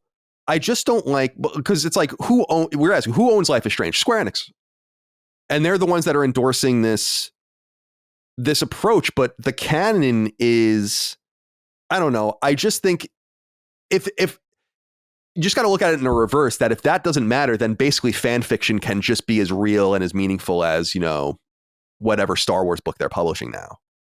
What stops it from going in the other direction in that case? It must be under someone's control, some stewardship, some continuity. And so it's not that I don't give a shit about what they did to Life is Strange. I don't care about that series, but I do kind of, I was curious what you guys thought about that, because I do take a little bit of umbrage with just like it's real to you. It's like, well, come on, man. I mean, no, not really. I mean, it's not. It's like how I interpreted the ending of The Last of Us and then Neil telling me it was wrong. And it's like, well, I can have my interpretation of it, but the guy who fucking wrote it is telling me that it's not the right interpretation. That does mean something. It does. Yeah, it does mean something, but I think I don't know. I think the point of art is to be interpreted, like whether or not they're like, I do think something happens when you're even making something where your original intention, regardless of how, direct or obvious it may be, communicating that intent through a perfect interpretation through other people's eyes is kind of impossible. And so what you're left with is like, what is more important about art, the way it impacts the majority of people, or like what the person thought when they were making it? Like, I don't know, actually. That's kind of like a philosophical question in some way. Yeah. But I think it's all, I don't know. I get the disdain. And I do think it's kind of a cop-out to be like, it's real to you. Although I do also kind of agree with it. Like there's certain, like there's retcons and shit that I like, there's stories that I like that like have retcon stuff that have done it in like a way that I don't like. And I'm like, that's no. Like, fuck off. That's a terrible idea. And I'm sure one day you'll renege on that. And oftentimes they have. It's funny, man, because I said this on a recent episode where with the very limited things I've written for games, it's like, I don't even remember anything I've written and I have to go back and check it. When I was writing the new game, I'm like, what did I say? And like, what is real? So I can only imagine how difficult it is to do that with like a real product, Yeah. Yeah, but now think about it from the perspective of like, you don't even remember what the fuck you wrote, and then like you write a new game, and then somebody in the audience is like, that's not what he meant, right? Like in like that in Twin Breaker or whatever, and you're like, I don't remember what I meant in Twin Breaker, because I find that a lot of the times that the things we latch onto aren't even necessarily like the main focal points of the things that people are focusing on when they're writing. Like it's usually like offshoot things that are meant to just flesh things out and add texture, where it's like, oh, I resonated with that part, and the author's like, oh, I didn't even fucking. I was focused more on this. So it's interesting that you glommed onto that and took this whole. I think the message that you get out of art really depends on like the part of it that you focus on the most. Like there's songs. I think about like juxtaposition in songwriting too, where it's like there's like a happy beat with like melancholy lyrics or something. And And like what you notice first kind of deeply impacts like your overall reaction to that song. Like Pumped Up Kicks. Like if you hear Pumped Up Kicks and you hear the words first, you're like, oh, what the fuck? And if you just hear just the beat, you're like, oh, this is kind of like nice. But that first impression is ultimately what's going to paint it for you because it's going to be the thing that you picked up on yourself without any outside influence. And so I don't know. I think that's like an interesting conversation, to be honest. Like it art is. And interpretation. It is. I wonder what was so. I don't want to know because I don't really care. But it's like something controversial did happen in Life is Strange. Like people are upset. Oh, I'm getting a phone call. Scam Likely. Oh, I love that guy. Let's see what they have to say. Mr. Likely. Hello. Hello, Sophie. My name is Tracy. Yes, I am called in from Stellar Home Service. May I speak to the owner? Yeah, this is he. Yeah, this is he. Stellar Home Service is offering their special for our chimney cleaning and inspection service. So for $49.99, our certified technicians will ensure your chimney is safe, efficient, and ready for this winter season. Yeah, I appreciate you. I don't have it. I don't have a chimney, but I appreciate you. I appreciate you calling, and I hope you have a great rest of your day. Thank you. Well, now you're on the list. That's fine. You answered. I don't give a shit. Yeah. That's fine. Yeah. I love getting calls from Mr. Likely. There's a setting on iPhone to just dump all calls that you don't have saved. Like they'll just dump them all. I don't give a shit. You can call me all you want. Yeah, I have that turned off because I was expecting I turned it off a few weeks ago because I was expecting a call from I miss calls that way when like a doctor calls you or something. Or oh yeah, you know you have that was a big deal when they updated the. I think I actually was like super excited about when they updated that where it's like you just have that little toggle and it's like if it's just an unknown phone number, just dump that shit. You know. So yeah, call me all you want. Is that in the iPhone? I don't think I have that. Yeah, it's in the iPhone. Let me see if I can find it for you. It's what is it called? Settings. Would it be under cellular? No. Notifications. I'll look it up. Phone. It's got to be in here. Well, I'm going to find it for you right now. I'm going to do it right now. Silence unknown callers. It's under settings and then phone. And then silence unknown callers. Cool. There you go. All right. One last thing is more of a PSA than anything else. This comes from our friends over at Push Square. PS5 Pro not compatible with PS5 Slim faceplates. Sony to release new covers for more powerful console. So they reported that people that have the Pro have realized that though the size of the plates are the same on the Slim and the Pro, that the nubs are in different places, meaning that they can't be used. And Push Square reports that IGN has spoken to Sony and they do confirm, quote, PS5 console covers are not compatible with PS5 Pro. However, players will be able to swap out different color console covers for PS5 Pro when they become available in the future, end quote. I don't know. It's a non-story for me because I don't ever play with these things, but it seems a little strange. Yeah. I mean, I thought it was kind of obvious based on the form factor because like the Pro has those 3 ridges. Oh, that's true. And then the Slim only has 1. Like, so I guess there could be like an engineering way to make those compatible with each other, but I just kind of assumed that this would be the case. And also just because modern Sony is, you know, they like to charge. Yeah, they sure do. Well, when you keep spending $3.6 billion on developers that don't make any games for you, you're going to have to start charging a lot for a lot. Gotta make that money. All right, let's get into what we're playing. Okay, so we'll start with Chris, and then we'll go to Dustin, and then we'll go to me. That I think will allow us to unify the different games we're playing. Chris, let's begin with you. Sure, yeah. So haven't played much this week, but I had enough time to check out the new Alan Wake DLC, the Lake House. I think this is the last one. The previous one was like an episodic kind of miniseries sort of thing. This next one is more kind of control themed, more survival horror. It's really short. It's not that long. It's like maybe like a 3-hour kind of like romp adventure, but so not necessarily much to say about it, but it's more Alan Wake in a way that I think is kind of fun and cool. There's like a new enemy type that I think is really dope. I don't necessarily want to spoil it, even though it's like, I don't know if it's necessarily a secret. It's just short experience. I would rather like people experience, if they're going to check it out, experience it in person. But really cool new enemy type, really cool environment, cool teases towards what's next, which seems to be Control 2.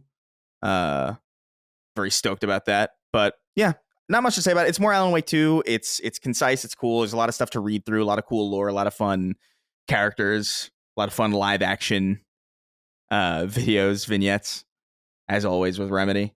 But it's really good. Alan Wake 2 is just so great. I really, that first DLC especially is so weird and eccentric and strange. This one is more straightforward, but it's all good. Like, as a complete package, I highly recommend all of it. Especially on PS5 Pro, which apparently is going to alleviate some things, maybe not everything, but enough to make it an obvious choice to play on that platform. So that's really all I have to say about it. It's a very short, very quick experience. But I also did jump into, I'm doing this periodically. I'm jumping into the Astrobot speedrun levels. I forgot to write that down.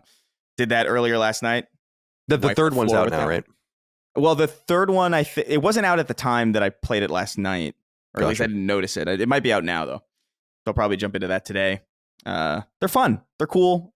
Love Astrobot. Alan Wake 2, also fantastic. But yeah, I wish I had more to say about it. But it is so short and so narrative specific that if you liked Alan Wake 2, you're going to love it. I'm looking forward to playing Alan Wake 2 finally with the Pro coming months. Yeah. Maybe over the break, maybe before that.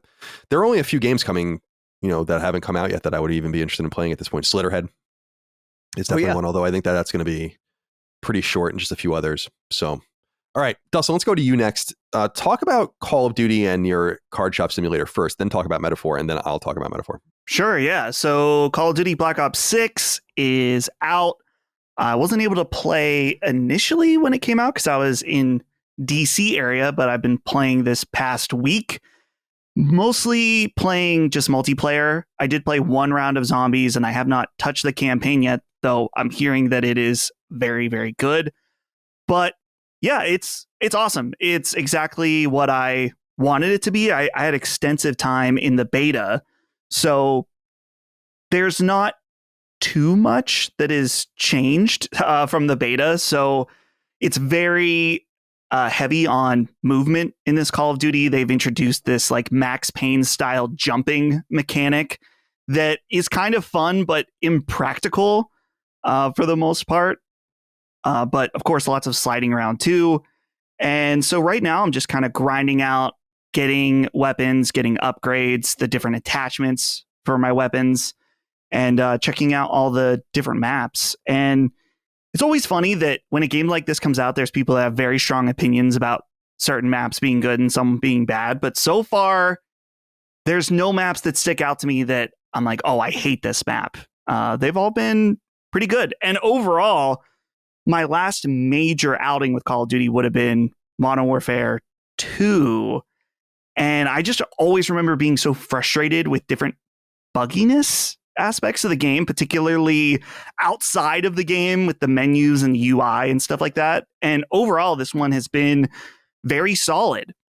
There's one playlist that I really like playing right now. I think it's called Mosh Pit. I'm trying to remember exactly what it's called, but basically it's all small maps that are designed for 2v2 encounters, but they make them 6v6. So they are absolute chaos in these maps, and they are very fun to run around with a shotgun.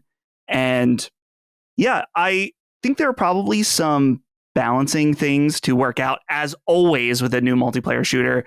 They have to get the balancing down. There's definitely some meta OP weapons and stuff like that. Not horrible though, nothing that ruins the experience, but I'm having a fantastic time. And I don't want to say it's not different from other Call of Duties. It is, certainly with the movement. Some other things are you can run sideways now, which doesn't sound like a big deal, but it does change up the gameplay quite a bit. So it does feel different and the same at the same time. And I'm having a fun time playing it. It's a double XP weekend coming up, and they're doing Nuketown, which is famous for the Treyarch Black Ops Call of Duty games. I got a bone to pick, though, because there's promotions right now with Little Caesars and Monster. I want to look like a moron when I'm playing this game. I'm playing a dumb game, and I want to look dumb while I'm doing it. So Little Caesars, you can get this outfit where it's like Little Caesars orange and you have a pizza cutter on your tactical like shoulder vest thing. And then there's a Monster Energy skin for a gun. And I think there's a skin for the character too. So with Monster, you have to scan your receipt after you buy it and then submit it. So I was like, okay, fine. I'll buy one. I'll buy a Monster. I haven't done this in years. It was okay. I got the Monster Juice. Not so bad. Not so bad. Jesus. I scan the receipt. I submit it. I wait 24 hours and it says 0 cans. So I don't get anything. Monster, what are you doing? Brutal. I had to buy your shit. I bought your shit to get this skin and now I have nothing. So I submitted a complaint. We'll see what happens. But if anyone out there buys Monster, take a picture of your receipt. You want to send it to me? That'd be great. I'm shameless in my platform here. I'll take your Monster receipts if you're not going to use them. So yeah, that's been fun. The other off the wall game that I checked out because Ben recommended it to me is TCG Card Shop Simulator. This is an early access Steam game, so it's got some jank in there. But I find it oddly really addicting and fun. It really is. You have your little shop. You design the layout so you can have your shelves. You decide what kind of cards you want to stock. You have to price them and check the market on them. You open up packs yourself so you can get rare cards, put them on display, sell those. And one really awesome fun mechanic is that stinky people will come into your shop. So you have to get this can of like deodorant and spray them down. Because if you don't, you'll get bad reviews that say, oh, I can't breathe in there. Or, oh, this guy lifted up his arm when we were playing and I can't even stand to be in the shop. So you gotta make sure it smells good. Very realistic. So this is it scratches the itch of a simple like economy / creative type game, almost like Roller Coaster Tycoon, just because you'll have cards that are selling and then suddenly they're not selling. You're like, what's going on here? And you're like, oh, the market value has changed. I got to lower the price. These aren't really selling. I could lower the price to try to clear out the inventory so I could put in something that does sell.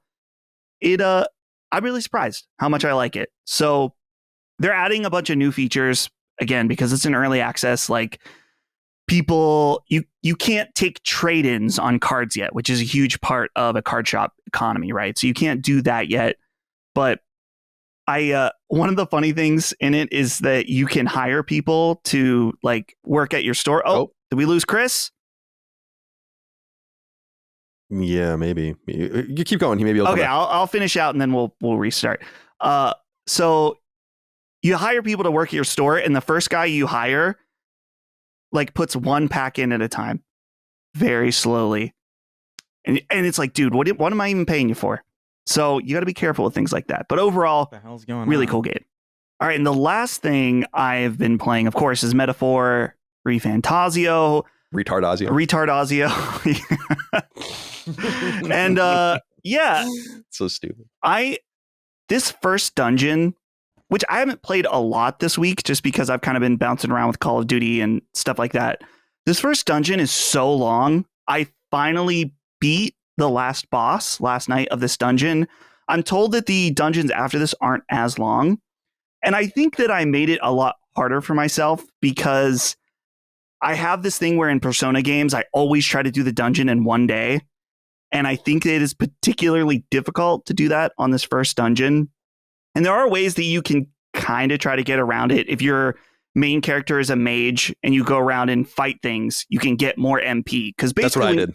Yeah. When you run out of MP, you either have to use items or leave to recharge it. And so you can also do this attack, but it's very annoying. And so I did end up doing it in 2 days instead of 1. But as we talked about last week, and people confirmed to me between then, you have numerous extra days left over. So doing it in 2 days, it's not a problem. I didn't screw my game or anything, but I definitely made it harder than it needed to be. So, and I think the last boss too is you're supposed to beat it. Well, I think he's level 17.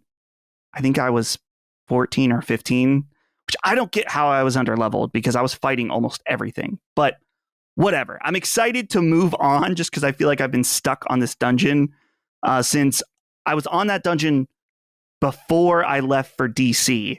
So then I was in DC for a week, and then I came back, and I've just kind of been chipping away at it this week. So now I feel like I'm back on the horse. I can actually start like really going full speed ahead with this game. But my thoughts remain the same. Still like it a lot. Excited to get into some of the other elements of the game, just because so many people who have completed it, I think of, Gene has beaten it, and I think Brad told me last night he was finishing it. So everyone really, really loves it and thinks the story is great. I think the story is intriguing right now, but I'm not hooked in it yet. And I think it's just because I'm early on. So excited to play more of it now that like I said, I'm past the hump of refiguring out what I'm doing and past that first dungeon. Cool. I guess that leads into me. I am also playing Metaphor Retardazio, and I'm like almost 20 hours in, I want to say, at this point. I'm in a town called Marita or Martia or something like that. And really, really like it. I think it's really, really great. I think it's interesting. I'm writing notes as I play to prepare for the spoiler cast that we'll do in the future, but it feels like Hunger Games to me in some way. Like it's not the Hunger Games, but it's got that vibe of like a ubiquitous competition that's viewable by everyone in some sense, or like exposed to everybody. And I can't help but like feel that way about it. It's, again, not thematically the same, but it does feel like that. And it's very political, like small p political. I encountered a character who is fighting for the benefit of like old people to retire comfortably. Like there's like weird things in the game where I'm like, this is so strange, and in a good way. There are a lot of cool things that I think the game does. You had brought up the leveling and like kind of being exposed to other people's stuff, I think is really cool. You hit the touchpad and you can kind of see people's levels and what they were using and stuff. And I did the same thing. I beat the first dungeon in one day, but it was a 5-hour process in game, because I had to use the mage character and kind of just farm MP. And it's funny, man. I'm using that spoiler free guide. I'm only on like the 4th or 5th page of it. So the game is apparently really long. In fact, the first like 10 hours of the game or so, I used 1 page of that walkthrough. It's like, damn, like how long is this fucking game? But it's picking up a little bit now that you're kind of in the calendar mode. You can kind of go do things, and it turns into a Persona game. It turns into a Persona game in so many ways, which is funny. Or at least Persona 4. That's my touchstone to Persona. It's got like, it's just echoes constantly of Persona in all sorts of different ways, which I think is really fun. Managing your social links and your different attributes, reading books and hanging out with people and cooking. And I really, really like it. I did go through a 2+ hour period last night in which there was almost nothing but cutscenes. I will say that. Whoa. Kojima. Like it's there, there's the anime, like really fine anime stuff. Then there's like the interstitial voice cutscenes. Then there's like even the worst quality cutscenes where it's just text. And so it's an admixture of that. And there's like a couple of like random little fights in it, but it really is the segment where you are just in the story. And I was into it. I didn't really mind, I'm trying to think of what else to say about it without getting too deep into it and spoiling it too much. The character class stuff is cool. I do think there's almost too much in the game. There's like a lot of, I like 1 system, 2 systems, 3 systems, 4 systems. It's like, how about a 5th system? How about a 6th system? How about a 7th system? I'm like, all right, man. Like, I don't know that we need this many things, but it's cool that it's there. The Vesuvian Man kind of upgrade tree I like, and the unlocking of classes, and that character Moore, who I think must be the game references Utopia, like proper Utopia. There's a lot of like weird religiosity in the game, and I like it a lot.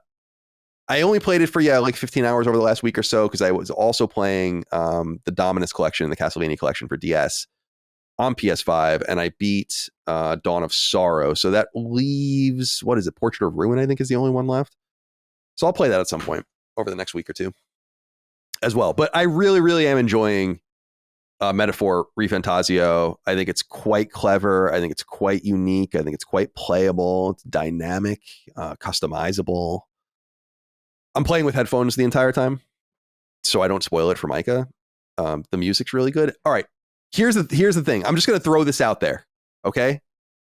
In that first dungeon, the music, there's a fart noise in that music. Oh, I can't be the only one that notices this. What? Like there's it's like I gotta like cut it out. I think I have a clip of it actually. It's probably on my phone from the PS app. There's like a fart noise, but I think maybe I'm the only one that's hearing it. I gotta cut it out and show specifically what I'm talking about. I'll do that over the night. Maybe I'll do that for the spoiler cast. Is there anything else to say about the game though? I don't know. But I like it. I like it a lot, and it's very relaxing. It's like you said, it's pretty difficult actually. I do like the combat system where it's dynamic, and you went into this a little bit, but just kind of like killing the fodder, but not having to go into the battles. JRPGs, turn-based JRPGs usually take care of this by just letting you auto battle, but this even goes a step further by just being like, you don't even have to go into battle. And you still get the experience and all the rest, and you can manage that to boost your MP or HP depending on what you're doing. You will be interested to hear, though, that I did nearly break the walkthrough already and didn't know what I did to break it that I was using, where I got to a point where I couldn't accept a quest because I wasn't a high enough intelligence or something like that, whatever the attribute was. And I went back and figured out what the problem was, and it's that Moore guy gives you these quests of his own, and the first one is to become a level 10 healer. And then you get the requisite intelligence or whatever you need to up that, to boost that. So I did that with the items that you get to give yourself automatic experience points for your classes.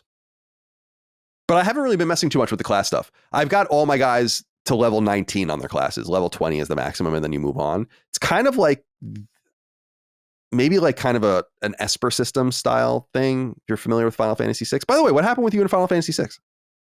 I went on vacation, and then I came back, and there was 2 big releases. You must have not liked it very much. Well, I like it. I don't want to play it as much as Metaphor. Yeah, you don't like it that much. That's okay. You don't like it that much. I mean, you can put words in my mouth. That's fine. I'll remember that. Dustin will remember that. I'm not putting words in your mouth. I'm just, you don't like, I'm making it okay for you to say that you don't like it as much as you think you should. You don't. It's okay. No, that's not the case. But you can say that. Keep saying it. Keep saying it and make it true. Just repeat it over and over. It's fine. It'll work. Yeah. It's okay. You don't like it that much. Go ahead. Right. Say it again. Say it a fifth time. No, okay, coward. I'm good. I'm good now. What's going on? All right. My friends, that's what we're playing. Let's get into the news. 4 items this week. One of them just broke, and I put it at the top because it is pretty interesting. No one's really talking about it yet, but I don't think it bodes too well, to be honest. Number 1, it's been a long time since PlayStation 5's Wolverine has been announced. And if news that has recently emerged is any indication, the project may be in some sort of trouble, or at least in a period of flux. That's because the game's creative director, Brian Horton, has officially left Sony-owned developer Insomniac, opting to stay in the LA area by going to Xbox-owned team The Initiative, founded back in 2018 and without a commercial release as of yet, and which is now working on a reboot of the classic N64 game Perfect Dark. Word comes by way of outlet GameFile, as relayed by multiple other sources, which indicates Horton left Insomniac at some point this past summer, with GameFile describing changes as circulating around creative decisions pertaining to Wolverine. The project has also shed its game director, Cameron Christian, who reportedly remains at Insomniac, but no longer on the Wolverine project or in a lead role. Horton is an industry veteran of some 30 years, having started during the SNES and Genesis generation as an artist by trade. His important work began at Crystal Dynamics, where he was lead artist on the 2013 Tomb Raider reboot, and he was the game director on 2015's Rise of the Tomb Raider. He then had a 2-year stint at Infinity Ward as Call of Duty campaign director, creative director, and studio art director. By the time he left to go to Insomniac in 2018, he was put in the creative direction role for Miles Morales before moving on to Wolverine. It's likely Cameron Christian will go back into design, as that's what he does by trade, acting as lead designer on the 2018 Insomniac Spider-Man game in particular. So, who is taking over the project? GameFile reports that 2 familiar names will be stepping into the void. Marcus Smith as creative director and Mike Daly as game director. Smith is a veteran of Insomniac, a lead on the Resistance series, leading up to his directorial debut on Resistance 3 in 2011. He went on to direct Xbox's Sunset Overdrive and Insomniac, launched in 2014, before moving over to Ratchet & Clank, where he and Daly co-directed 2021's Ratchet & Clank Rift Apart. Daly is lesser known, with the recent Ratchet title being his biggest project. What all of this means for Wolverine, of course, remains to be seen. Officially announced way back in 2021, it's clear that something's up with the project behind the scenes, as Sony would rarely announce a project that early that's still not ready for prime time a few years later. Likewise, last year's catastrophic hack of Insomniac exposed an enormous amount of information and detail about Wolverine, including lots of gameplay and other assets, which perhaps when taken into account with the feedback received on that leak has Sony and Insomniac going back to the drawing board. This is a substantial story. There's just no way that they would have announced Wolverine that early, I don't think, if they weren't planning on having it out by now. People can suggest that I guess Marvel games are getting earlier leads, like Blade, as an example, with Arcane. But I don't think so. I just don't believe that they announced this game in 2021 and then you would say like, oh, so by the fall of 2024, it still won't be out. And they're like, yeah, that sounds about right. No way. Yeah. Dustin, what are your thoughts? Yeah, well, I'm curious just in that the answer is like, oh, creative decisions. Sometimes you just see like more vague or like other opportunities came up or whatever. But it's pretty big when you have the people at the top leaving. So clearly there is some kind of turmoil in this project. I'm not sure, though. I'm curious about the leak aspect, if that really had any influence, just because those leaks were pretty early. Though I guess the whole script was leaked, right? And you read it. Yeah, I read a bunch of stuff. Yeah. The honest thing, and this is what I said at the time, I'm not going to remember any of this, and I don't. First of all, I had no idea what the fuck they were even talking about most of the time. So, but yeah, I read it. There was a bunch of like beat for beat things. There were a lot of decks that were leaked. You definitely don't want to look at that shit if you care about the game, which I do, but not really. I mean, I don't really care about it. So yeah. Yeah. I wonder, I didn't see any, like, I feel like if it was super controversial, anything that was in the script, that would have been a huge news aspect of like, I don't know, comic book fans are like, they made Wolverine, a paraplegic or something, where it's like a major change in the story. That's like that would have been big. But so I don't know if the leak maybe had any influence on this, but clearly there is some kind of rift, no pun intended, with the game's direction. It is interesting to think that people did seem to be down because people had, or I think even playing slivers of the game based on that, right, on PC, or at least seeing videos of like extended gameplay. And I think a lot of people were like, doesn't look great. But I'm like, you just don't know. You're not seeing it. Like it's not polished. It's not put together. You're seeing things out of context. You're seeing older things. This is what happened with Grand Theft Auto 6. Remember gameplay from like 2018 or 2019 leaked. Remember that? And people, and they were playing, the game was like being played. And everyone's like, this game doesn't look that good. And I'm like, guys, come on. We're like nowhere near this thing being ready to go. So it's just hard to know I think it would be easy to judge like what the story was and all that based on the leaks, but not the game's state itself. But I'm still of the mind that there must be something wrong. First of all, your creative director if there's a game that's going well and you believe in it and you want to be there and it's working, you stay. Right. And it's not like Brian Horton's a new person in Insomniac. Brian Horton's been in Insomniac forever, going back to the beginning of the Spider-Man era. This is almost a decade at this point, So the one thing that I'm excited about is, so Marcus Smith is probably maybe one of the closest people in the industry to me. He was the director of Resistance 3, which is when I became friendly with him. And I was texting with him this morning to congratulate him. And just going back and forth a little bit. And it's certainly in good hands. But I don't know. Single player games losing their directors in the middle is not good. Sometimes it works out. Resident Evil 4 was one. Not Resident Evil 4. Final Fantasy 12 was one of those games. And it does work out, but sometimes it's more difficult. So, Chris, do you have anything you want to say about this? What do you think about Horton leaving, maybe over creative direction, but him going to Xbox? And the initiative means to me that it's not like he washed out. It's a parallel move. He probably even got a raise. So, what do you think? Yeah, I mean, I look at it from the outside, and I think if Wolverine's going well, and you're at Insomniac, a pretty renowned studio that is, pumping out pretty consistent bangers at this point.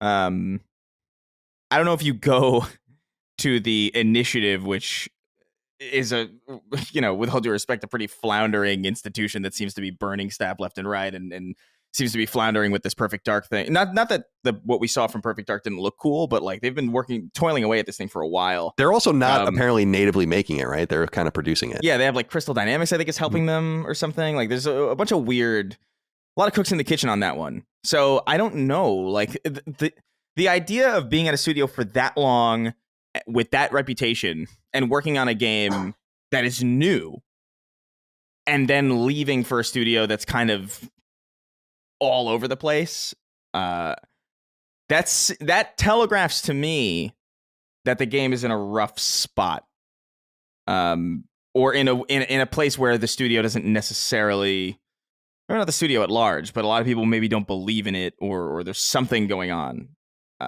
Because that's the only way that it makes sense to me. Unless he got like a ridiculous, like a raise to the point where it's just like, oh my God. Like that has to be a ridiculous raise, I think. But it doesn't instill me with confidence. I actually didn't look super deeply into the Wolverine leaks. Mainly because I don't know. I don't care about Marvel stuff, really. Wolverine, I care about even less. So for me, I'm just looking, hey, if it's as good as X-Men Origins Wolverine, I'll be happy, I guess, because that game was dope and cool. That was a great game. That was Raven. Yeah, super, super good. I don't know what the scale or scope of this game is going to be. I saw some slivers of gameplay, but nothing too spoilery or too indicative of what I would imagine the overall structure of the game to be. So this is not good. I mean, creative directors leaving in general is generally not good. It's one of those things that you kind of maybe you hope that there's like that's like a silver lining situation where it's like, oh well, okay, this person left, but like let's look on the bright side actively because this is overall a negative thing. Ideally, you would want to keep your creative director through the entire project because he is they are the creative director. It's pretty self-explanatory. It would be a bad thing to shift at any point. Really, muddies the vision. I think happened with Halo Infinite like 16 times. It happened with other games that maybe turned out well, but certainly not because the direction shifted in the way that it seems like they're shifting now. So I don't know. This doesn't, not good in my opinion. Yeah, I don't think, taken into account with just everything else that's going on, it just doesn't seem good. Yeah. Even Insomniac kind of not being immune to it is a problem because their culture is so strong traditionally and their output vital. I mean, without Insomniac, Sony would be in a pretty different position right now. And that's why they secured them and what they did, why they did when they did, and all the rest. So we'll keep an eye on this. Obviously, there'll be more to say. I wonder when they will have another beat for Wolverine and really show it for the first time. Maybe at the Game Awards or something if they're feeling bullish, but it just feels like this thing was announced too early and it's been bubbling around for too long. And maybe Insomniac is stretched too thin. We haven't really stopped to ask ourselves that. We've been really impressed with their output, but at what cost has that happened? And like, do they now need a really long time to get new things out? I mean, Spider-Man in 2018, Miles Morales in 2020, Ratchet in 2021, Spider-Man 2 in 2023. It's a lot of games. It's a lot. All right. Let's get back into the news as it was before that story broke. Number 2, it's official. Concord isn't coming back online, and the team that made it, Firewalk, is officially being shuttered as a result. Word comes by way of an official statement Sony quietly released via its PR channels purportedly written by PlayStation co-CEO Herman Hulst himself. In his statement, he wrote in part, quote, "Certain aspects of Concord were exceptional, but others did not land with enough players, and as a result, we took the game offline. We have spent considerable time these past few months exploring all our options. After much thought, we have determined the best path forward is to permanently sunset the game and close the studio. I want to thank all of Firewalk for their craftsmanship, creative spirit, and dedication. The PvP first-person shooter genre is a competitive space that's continuously evolving, and unfortunately, we did not hit our targets with this title. We will take the lessons learned from Concord and continue to advance our live service capabilities to deliver future growth in this area," end quote. Concord, which officially launched on August 23rd late this past summer, is perhaps Sony first party's biggest blunder ever. A game that cost Sony hundreds of millions of dollars to create, which made nothing back upon release and which has significantly hampered its vaunted games as a service initiative. Firewalk, which first began work on the game nearly 8 years ago and which trademarked Concord back in 2018, was originally under the guidance of a publisher called Probably Monsters, which ultimately raised more than $300 million in large part to help co-fund Concord with publishing partner Sony, which only acquired the IP along with the Firewalk team in 2023, a year before the game launched. Sony confidently bought into the IP fully with the intention of bringing it to market, expanding it far beyond gaming into multimedia spaces, and revisiting it time and time again as a Star Wars-like sci-fi IP for Sony, though most of what was intended, including post-release support for the game with new characters, modes, maps, etc., never saw the light of day. Only Concord's interaction with upcoming Amazon Anthology Secret Level will ultimately see the light, and far too late to matter. Built by a team that very much believed its own hype, spun off from the likes of Bungie, 343, Blizzard, and so on, it was widely believed the project would ultimately come together and be a vital pillar for PlayStation. Hence the heavy investment, including the purchase of Firewalk itself, which was obviously a major mistake. Interestingly, Firewalk did have a final thing to say on social media feeds, claiming to have had hundreds of thousands of beta players this past summer, which, if true, makes things even worse, as very few people decided to buy in after playing it.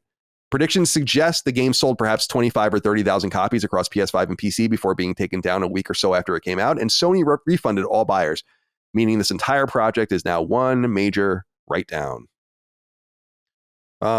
Thoughts? Dustin? Yeah. I guess it's not surprising. We were kind of in a limbo where it seemed like Sony might try to figure out something with the project, whether making it free to play or something like that. But it's tough just because the game was never designed to do that. And so, and even then, even if it was free to play, the numbers are so incredibly low and interest is so low that there wasn't really a hope for it at all. And so I think a big element of this too is just that where was Firewalk again? A very expensive Washington, Bellevue. Washington, yeah. So you look at that and you look at it's a studio that's set up in a very expensive area, that this was probably I don't want to say the right decision, because there were many wrong decisions along the way. And so it was just like, this was ultimately what made sense for the team. And it sucks, of course, the word that we need to exist, that when you say the things that need to be said, sucks that people lost their job, even though the product ended up being bad. I'm sure many talented people, hopefully they all land on their feet. Right. Of course, that goes without saying. But yeah, it's just overall massive blunder through and through, and is going to be an insanely large tax write-off. And that's really all they're going to get out of it at this point. Yeah, I will say that it's interesting. I know they brought it behind the scenes. They were even updating it. I just felt like there was almost no chance this game was coming back, because it's, as you said, like, why? Yeah. If you continue to expose the product, you're going to have a harder time writing anything down, and no one cares about this game. It's just like making it free is, no one played the beta, which was free. And some people were making fun of the hundreds of thousands of people. It's like, I don't know if that's true, but if that's true, that's bad conversion. You know, remember I was saying, don't you think just as a virtue of a PlayStation first party game, that the game would have sold hundreds of thousands of copies just based on virtue of that? Because it just seems like there's that. It's really not even any of us, but there's these people out there that really do buy into the first party stuff and it's like, they didn't even get them. Like it's it was never coming back, in my opinion. But I think probably what happened was they were greeted with like a very earnest new manifesto at Firewalk after the game failed, where they're like, you can try to figure out how to save this thing, I guess, you know, and we're going to go behind the scenes. And they probably did. I would be interested to know if any of that stuff leaks. I have no insight into that at all. Chris, Concord, never coming back. Firewalk, shut down, money down the drain. What are your thoughts? Yeah, not surprising. I think we even mentioned, I think we might have, I mean, not that it's that much of a, it's not an impressive prediction. I think it's pretty obvious. Like, I think there's too much stink on the name, you know, like Concord is more known as the joke of a game that didn't sell anything than it is an IP that should be mined for whatever potential silver lining you might find out of it. Like, it just didn't, the amount of work that it would have taken and the amount of time that it would have taken to recontextualize that game and its image and rehabilitate it and turn it into something worthwhile, it's probably better spent elsewhere. And so, yeah, it didn't surprise me. I guess the one weird thing is that I guess that weird update from the back end that we heard about maybe like a week or two ago. I can't remember. There was like some update behind the scenes to the game, I think, while it was down already. And that kind of gave everybody like, oh, well, is it coming back? No, this was pretty obviously going to happen. No reason to spend more time on this. I guess shutting down the team is something that you necessarily didn't expect necessarily. You could have argued that like, well, it is a lot of talent. And like, I think there is a pretty good case to be made that the art design of that game, the art team specifically, really let that game down. Because it's definitely not as bad as people assume it is, but the art definitely makes it worse. And so there probably could have been a conversation about like maybe taking some of the talent that like obviously did a good job on the stuff that they did and like maybe like siphoning them into the Sony first party somewhere, redistributing them to elsewhere. But even that seemed probably like more trouble than it was worth. And so maybe they landed on the decision to shut them down. And obviously all the stuff that Dustin said that goes without saying is true, but what are you going to do? Like, you can't rehabilitate Concord. It's impossible. No, the stink on it is too thick and too permanent. And I'm sure that's probably what they encountered. It's a shame because there is a good game underneath all of it, I think. But as we said many times, it's just not adequate to be good anymore. You got to be great, and you have to have all these sticky aspects, and you have to have the aesthetic, and you have to have just the zeitgeist and the culture. It's just a lot. And so it really was just a boondoggle, and it's a fucking disaster. Really. I mean, I'm telling you that they had insane levels of expectation for this. Yeah. And you can believe it or not, but it's the Bungie loss is worse, but I assume that this is the most they've ever lost on a game.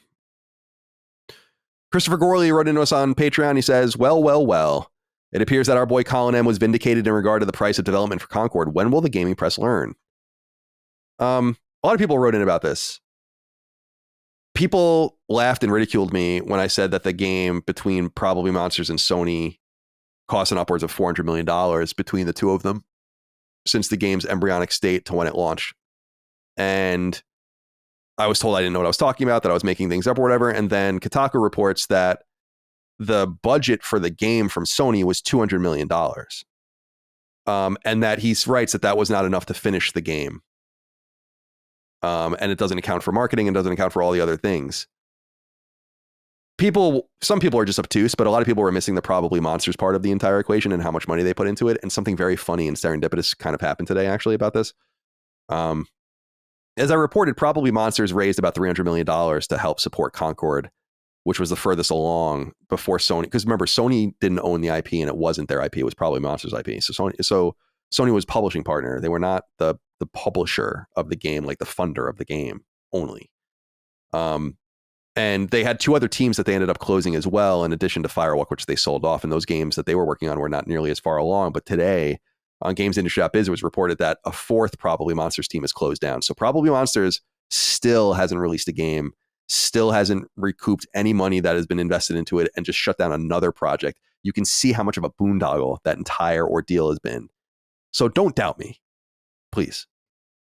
Now, I don't have to say anything more publicly about it. Like, people are like, oh, you should say something somewhere else and dunk and get your flowers or whatever. And I'm like, no need. I go to every single story or YouTube video with commentary on it, and everyone's saying it in the comments. So there's no need for me to go any further. Go to the IGN story, and read it, and all the comments are about how they're not citing me for the information that I already leaked. This game was a fucking expensive mess. The reason Sony put so much money into it was because they really, really believed in it. And we should all be very scared that is the reality. The same reality that got Bungie bought for $3.6 billion. How people can't put these pieces together is like crazy. That they were not only all in, but spending enormous amounts of money. Brett D. Strobel wrote in and said, greetings, Sacred Crew. So let me get this straight. Sony bought Firewalk, spent hundreds of millions of dollars on Concord, completely refunded and shut down Concord, then shut down Firewalk. Did anything good come out of this acquisition, or was it 100% money down the drain? It's worse than that. It's opportunity cost. So we talk about all of the time. Not only like the money spent, which is the worst part, but the attention. You do this, so you can't do that. You buy them, so you can't buy them. You invest in this, so you can't invest in that. You pay attention to that, so you can't pay attention to this. It's a huge loss and a catastrophic mismanagement of what games should be. Because while the game is good, and I would never dispute that, and it's not my kind of game, I'm not going to play it, but come on, man. The aesthetic of that game is a joke. And it looks ancient. And no good. I can't think of one thing good that came out of this. Other than like, actually, it's like the biggest blunders PlayStation first party ever. Just hundreds of millions of dollars flushed down the drain. The studio, I don't know why they bought these guys. They must have gotten it. I imagine because the deal was announced, the IP was transferred over, all of the rest. It might have been all intertwined. Probably Monsters might have just bailed on all of this shit for really cheap to get out of it. So who knows if it was really that onerous compared to the actual budget of the game. But no bueno. By the way, I went to the Concord Wikipedia page. I'm cited on it. Whoa. Oh, really? Yeah. And my name is clickable, and I'm like, oh, I have a Wikipedia page, and then it leads to Lilymo. So that's interesting. That's so weird. Okay, so any good at it, Dustin? Can you think of anything good? I guess maybe if you really want to look at the silver lining, it's like, I guess they have access, first right of refusal access to a certain level of talent if they want to bring some of those people over. But I would think that a lot of those people, like you might want the gameplay guys as designers and stuff, but the art, no offense, the artists, no. Like, absolutely not. There's just no way they're absorbing them. So I just can't see anything good out of it. Sony will write down, let's say Sony itself spent $250 million or so on the entire project. They'll get back $70 million. Yeah. You know? Yeah. I can't think of anything good. And the only thing I can add that makes it worse too is you mentioned opportunity cost. So it's money down the drain, opportunity cost. And they just look fucking stupid. It's like oh man, you released a game digitally and physically, and you had to refund everybody. You have Target and other various retailers having sent emails being like, oh, this game, we're going to give you a refund because we're shutting it down. It's just a bad look overall for a company as big as Sony that is known for overall their first part, the quality of the first party, right? That now the next time they launch a live service game like this, there's going to be a question, right? Is it actually going to be good? Is this, if I buy this, are they just going to shut it down in 2 weeks if it doesn't work out? So I would say that that's kind of a big part of it too. Just not that across the board that when the next God of War or Insomniac game comes out that we're going to question it necessarily. I think all games should be questioned to some degree and not just blindly purchased, right? But I think it's a sting on their reputation overall. There's no doubt about that. The crazy thing too about the feast and famine of it all. Yeah. Helldivers and Concord separated by 6 months. The biggest multiplayer success that Sony's ever had in a very limited attempt to even do anything like that. And then this really crazy shit. Yeah. Anything positive you can think of, Chris? Not for them. I mean, I think it's become kind of the new low, I guess. So in some way, like I've already seen, like how many Concords is this going to run me? Like, and things like that. It's fun for the community, I guess, in that way, because we have like kind of like a new joke. But like, no, I mean, there's nothing really. I don't think anything good came out of this. But you bring up, Helldivers and this being separated by the amount of time that they were separated from us, six months. They were both in development for like quite a while also, probably around the same time. Yeah, that's right. And so it's just fascinating to see like what a similar amount of time and can do elsewhere. It's just so fascinating. And like Helldivers really just hit. And I don't think anybody was really expecting it to. And then this thing just shits the bed in a way that I didn't think was possible. I thought for sure, like, I was of the mind that, like, this game, it's probably not going to do well, but, like, maybe it'll sell, like, I was guessing like maybe 200,000 copies. You know what I mean? Like something like that. Whereas like, it's not like that's catastrophic and it's a failure, but at least like there's like, I don't know, at least there's a reasonable amount of people who showed interest in it. You know, you could theoretically grow that, but like, fuck, 25 to 30,000 copies. That is nutty. Mm-hmm. It's bad. And so I have two games that sold more copies than that. No offense. Not that we're selling $60 or $70 games, but it's like, that's bad. You know, that's real bad. It's real bad. And I'm just, there's nothing good that came out of this. I'm really just kind of baffled by what they saw in it, because presumably, like when they saw it, it looked even worse. You know, I mean, was. Yeah, like, that's what blows my mind about it. That's what blows my mind. Like, I wonder what they saw. It's like, no, we're gonna fix these. Like I wonder what they like. Did they just see the gray box, and we're like, man, this is really good. This gray box. You're gonna have some really cool characters in this, right? And they were like, yeah, you bet. We got this character named Starchild. You're gonna love him. You're gonna love that dude. He's gonna be on everybody's backpack. He's gonna be at Universal on plushies. Oh, geez. I don't know. Oi, Huey, be a good lad and bounce on my cock, wrote in. Said, afternoon, the real big three.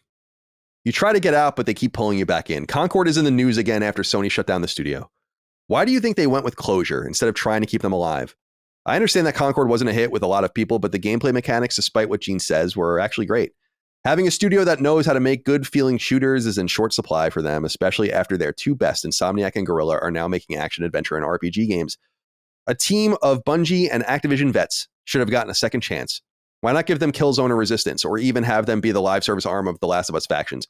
It just seems like a complete waste of talent that had one stumble. Keep them the fuck away from Killzone and Resistance, first of all, in my opinion. Holy Christ. Those guys, I'll tell you right now, that a team that has that aesthetic should not be doing Killzone. Please. Here's the thing. This is a big thing that I think isn't discussed. Of course, it's a money bean counting situation, right? At its core. There's got to be accountability, though. Remember, we were talking about this with Bungie a couple years ago when they were purchased, and it's like, well, they're out of the accountability loop. Like, they're just out of PlayStation Studios. They do whatever they want. They put their games on everything, and everyone looks at that in-house, and it's like, make no mistake about it, dude. If you talk to the guys at Naughty Dog, you know, and everyone was being honest and there were no ramifications, they would say that they would want their games on everything, because that's just natural. I want my games on everything too. You don't have to ask anyone that. Of course they do. But you're within these limitations of the body that you're in, and then you see a company kind of getting out of that, and then the company starts fucking up. And I'm telling you, people notice that. And we heard about from, you know, the financial statement and the presentation around it a few months ago that they want accountability, that no one is accountable. And there has to be accountability. The reality is that this game was made by people. And it was made by a group of them for years, and they failed. It might not be this guy, you know, you might have 200 people on the core team, and maybe it's only 20 people's fault that like are the designers or not the designers, but the artists and the character designers and all the rest. And maybe you blame it on them the most, but the team lives and dies based on itself as a unit, just like a baseball team lives and dies based on, you know, both its hitting and its pitching, and they win or lose together. And I just think it's an accountability thing. I think you'd have a very difficult time going to the rest of the PlayStation studios. They already had to do this with Media Molecule. I mean, if I was internal, I'd be like, what the fuck is going on with these guys? But then you're going to go to everyone and be like, yeah, they lost hundreds of millions of dollars. Yeah. But they're going to make another game. So everyone stand by. It's like, it's just unreasonable. The core of it is fucked. Yeah.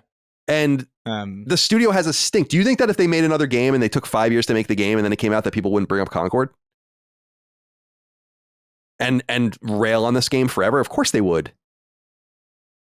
So I just don't think it's that's why I was saying earlier, I was confident they weren't coming back, because I just felt like it was like, there's no option to keep these guys alive. How can you, the best you could do is like kind of break them up, keep maybe a bunch of them together and rename them. But yeah, I don't think so. Yeah. What do you think, Chris? No, I mean, yeah, that's probably the best situation. But even that's like, is it worth it? You know, like look, I played Concord. I probably played the most Concord out of anybody. That's a joke. Absolutely not. There are people like fucking crazy. I know they were getting the platinum in it. Yeah. But I played a good amount of it. I played honestly, I think I have over 10 hours in that game, you know? And I played it and I understood what was good about it. And it was solid. But I think the issue really where it comes down to it is like it played well. And it was definitely a cut above what you would expect. But it's still like, it doesn't hold a candle to even Destiny. So like to me, it's like you've got people in your first party that can do first person shooters already, and they're working on Marathon. It's best to just bank with them. You know, granted, like we talk a lot about, you know, the Bungie situation being bad, and that is absolutely true. Like it's a complete fuck up situation. But that's if you're gonna give a team the ability to make more stuff, it's not going to be the studio that can kind of make first person shooters that has no pedigree. It's going to be the one that can absolutely make first person shooters that has a pedigree. You know, like the options there are pretty obvious, and I do think ultimately that the stink of Concord is so extreme that it just, I get the sentiment, but like it wouldn't have saved them. Like Firewalk would be fucked if they continued under that name, and they would have to be renamed and it would have to be restructured. And at that point, like, is it even the same team anymore? Why are we doing this? Best to cut our losses. And that sucks. But it's just the way it is, man. Yeah. I don't know. It is sad for people to lose their jobs. Again, we say it over and over again. We don't need to qualify it. Of course it is. Yeah. But I'm of the mind that you can't proceed forward. I would rather die than see what this team could do with Resistance, to be perfectly honest. So, yeah, Dustin. I think my thing with this write-in, because he mentions, despite what Gene says, the gameplay mechanics, despite what Gene says, were actually great. I played a little bit of Concord, and great feeling games, I guess, is a subjective opinion. But if this game's gameplay was universally accepted as great, we wouldn't be in this situation. I would say, in my opinion, and I don't know, I think Chris and I are kind of in the same boat here, that it's like it was serviceable. Yeah. It was a shooter that it didn't feel bad, but clearly the gameplay was not good enough. Because I do believe in situations where gameplay can be so good that it rises above a negative art style. We've seen situations like that. But that's the thing. The art style bringing it down, in addition to the fact that being just serviceable to most people is not good enough.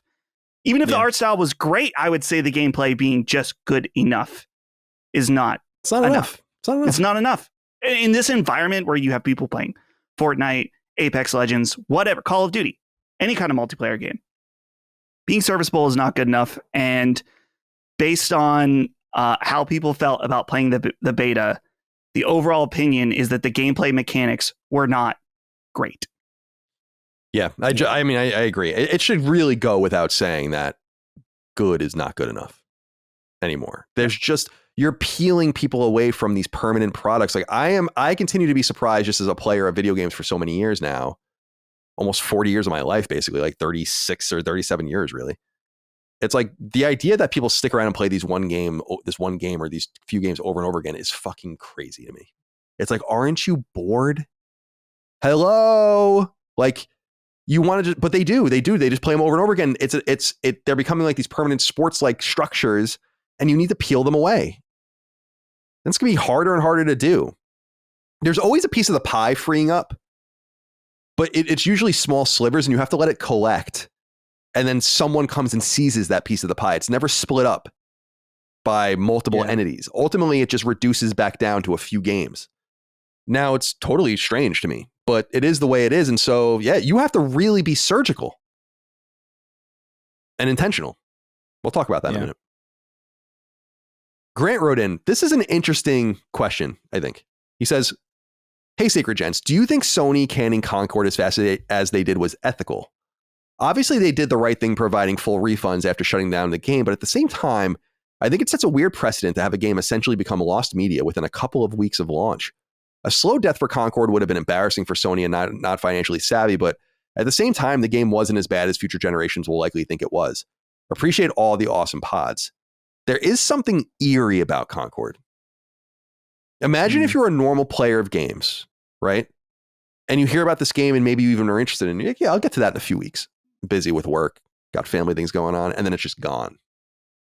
There's something eerie about that, in my opinion. Like it did have like a 10-day period where it was playable and it's just gone. And it will never be played again. There will never be a back end like system of people, like PS2 games are still played today and like PS3 games. That's never going to happen with this game. It's done. And I find that really peculiar in some way. It's not that it's unethical. It's eerie. It's like it never happened. And I don't mind games being taken down, but yeah, the rapidity of it, it's as if it never occurred at all. I mean, it's as if Concord was never, from when we saw it, what we see in May or June, it was announced last year, but like, and then to September, it's gone. Strange shit. Foam Stars is still going. You know? So I don't think it's unethical. I don't think, you gotta do what you gotta do, but especially if you paid everyone back. I mean, there's no ethical quandary at that point. I'm just fascinated by the person that went and is like, there are people probably that went and looked for like, oh yeah, I'll get to that game. And then they went, and it's like, it's just pretty cool. And Sony's like, what do you mean? We don't have, that's not real. Yeah. It'd be funny if they just deleted everything about it everywhere. Just gaslit everybody. Yeah. And like, yeah, what are you talking about? We never owned a studio called Firewalk. Firewalk died in 1942. You know, like,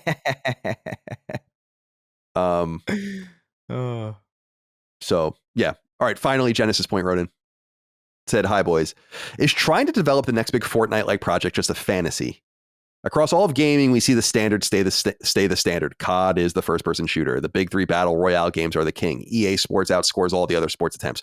Do developers understand that cracking the market is extremely difficult? Will sunk cost fallacy ultimately snuff out these upcomers before they have had a chance to be big? What ultimately will knock over these entrenched games?" I'll hang up and listen. We talked a little bit about this, but I wanted to bring this up, Genesis Point, for one specific reason, because you bring up EA, and I think that's an interesting example. EA Sports does dominate specific sports, but there are two sports in particular that they don't dominate, in which they don't even bother putting out a product because the other companies do it better, in terms of basketball with NBA 2K and Take-Two, and then the show with baseball. And what's interesting about this to me, it's licensing problems too, more with baseball than the NBA, but EA has been unable to breach the NBA or basketball realm in many years. You might recall that they've tried. NBA Elite, I think, is the series that they would do, and they released a few of them. Remember they canceled one right before it came out? We had a physical version of it at IGN, which was really rare, because they literally didn't even release this game that was done because they didn't believe in it. I think I bring this up because I think this is the kind of success Sony can hope for. And it's important to note that Sony is one of the beneficiaries of EA not having a full sports monopoly. They can't do a licensed baseball game in the simulation space because of licensing. But again, EA could do an NBA game. Anyone can do an NBA game if they licensed it. I don't think Take-Two has a permanent Madden-like license that precludes others from doing it. So it's a pretty competitive space. You just have to kind of get your foot in the door and bash it open. And that's what I think that the best is they can hope for. So yeah, while COD is the first person shooter, while there's the big three battle royale games and so on and so forth, like, could they find an angle? I don't want to be a broken record, but I just continue to believe that they have to do this. They just didn't need to do Concord. See, this is the problem, is that they didn't have to buy Bungie and they didn't have to fucking buy Firewalk and release Concord. They didn't have to do those things. It doesn't mean that because they made those tragic mistakes doesn't mean that the overall strategy is bad. The tactics are bad. And these are two different things. So I personally think Sony can't survive without these games. And a PlayStation brand, let's say, can't survive without having a major foothold in this space. So they're going to continue to try. The big question now is, what's going to happen to Fair Games? Yeah. They're probably shitting bricks. Because if I were, they look at their acquisition and Firewalk's acquisition, and at first they're probably like, well, they bought us, we're safe, we're going to get to launch. That's true. But you're not safe after that. Clearly. Yeah. So you better release something good. I believe Fair Games is going to be a much better effort. I don't have anything to go on with that. I just believe it. Especially because if it's not, then they didn't learn anything from Concord. You can answer that question right away. The greatest advantage Fair Games has is Concord failing. Not only to clear space, but to learn something about what you're supposed to do and how important all the accoutrements are. All right. RIP in peace, Firewalk. RIP Bozo, Concord. Number 3. Lost in the Firewalk and Concord related news is something else. Another first-party studio closure. At the same time Sony opted to shutter Firewalk, it also decided to close Neon Koi, previously called Savage Game Studios, a European outfit Sony purchased outright in 2022, only a couple of years after it was founded. Here's what Herman Holst had to say about this move in part. Quote, expanding beyond PlayStation devices and crafting engaging online experiences alongside our single-player games are key focal areas for us, and as we evolve our revenue streams. We need to be strategic, though, in bringing our games to new platforms and recognize when our games fall short of meeting player expectations. While mobile games remain a priority growth for the studio business, we are in the very early stage of our mobile efforts. To achieve success in this area, we need to concentrate on titles that are in line with PlayStation Studios' pedigree and have the potential to reach more players globally. With this refocused approach, Neon Koi will close, and its mobile action game will not be moving forward, end quote. Neon Koi was located in both Germany and Finland, and its directive was to make a PlayStation mobile game. When Sony acquired the team a couple of years ago, it was revealed that they were working on some sort of shooter for smart devices, and it's unclear if they were working on the same project upon their closure, but it's clear now that the team's game will never see the light of day, though hopefully someone leaks details at some point. Now, there are really important details behind the scenes about how poorly this entire initiative seems to have been going, and we reported on those difficult scenarios on the show as they emerge. As you may recall, Sony brought in a guy named Nicola Sebastiani to run its mobile games drive, and he even held a VP title within PlayStation Studios itself. Sebastiani's career began years ago at Ubisoft, but he became famous within industry circles during his 8-year tenure at Apple, where he helped launch the mega successful Apple Arcade service, where he was the company's content lead. While Sony bought Savage in 2022, Sebastiani himself came to PlayStation in 2021, where he was charged with establishing a meaningful mobile footprint for Sony. The Savage acquisition, its terms undisclosed, was supposed to help jumpstart that, and it was the major deal he himself helmed before leaving Sony outright in 2023 under strange circumstances. Sebastiani leaving was in itself a very bad sign, though co-heads Chris Davies and Olivier Courtmarche stepped into his role, and it's unclear if they were also let go or if Sony intends on continuing down the mobile path. As for Neon Koi, the team undertook the name change from Savage just last year and were hiring even earlier this year on their unannounced project. But with Sony losing such a substantial amount of money on the Firewalk acquisition and Concord launch, and considering it burned billions in acquiring Bungie for seemingly no gain, the fat will need to be trimmed from elsewhere, and Neon Koi was the next lowest hanging fruit, especially as their project was likely far from core to PlayStation's success. Poor Neon Koi, no one's talking about this. In fact, if you read the PR statement, they go first. And yet still no one is talking about this. This is strange. Although I was looking at LinkedIn last night when I was writing, the Chris Davies and Olivier Courtmarche are the heads of co-heads of mobile at PlayStation. They still have that as linked on their LinkedIn as their job. It sounds like from Holst's statement, they still want to invest in mobile gaming. The statement's a little rough, in my opinion, because it sounds like he's like in line with PlayStation's pedigree. It's a funny way of saying your game sucks. I do wonder if this was the second project that they were doing too, because the first project was described in documentation at the time of acquisition as a shooter. Then he describes it as an action game. You wouldn't describe a shooter as an action game. So it sounds like they were working on two different things. One canceled probably when Sebastiani left. Then they got the Neon Koi name rebooted and started with a new game, not coming to fruition. Can't really say if it's a bad game truly or a bad idea to do something like this. I actually think it's a good idea, but I do think the fat needs to go now. This is like, and we'll get into this in a minute. Dustin, they have nowhere else to cut that wouldn't get into meaningful spaces now in the PlayStation Studios ecosystem. What do you think about Neon Koi going away? Do you think they were working on Concord Mobile? That would be fucking awesome. That would be hilarious. But yeah, this whole mobile initiative, I mean, you mentioned it, that it's been so weird where they've been planning like, oh, we want to make this a big part of our business.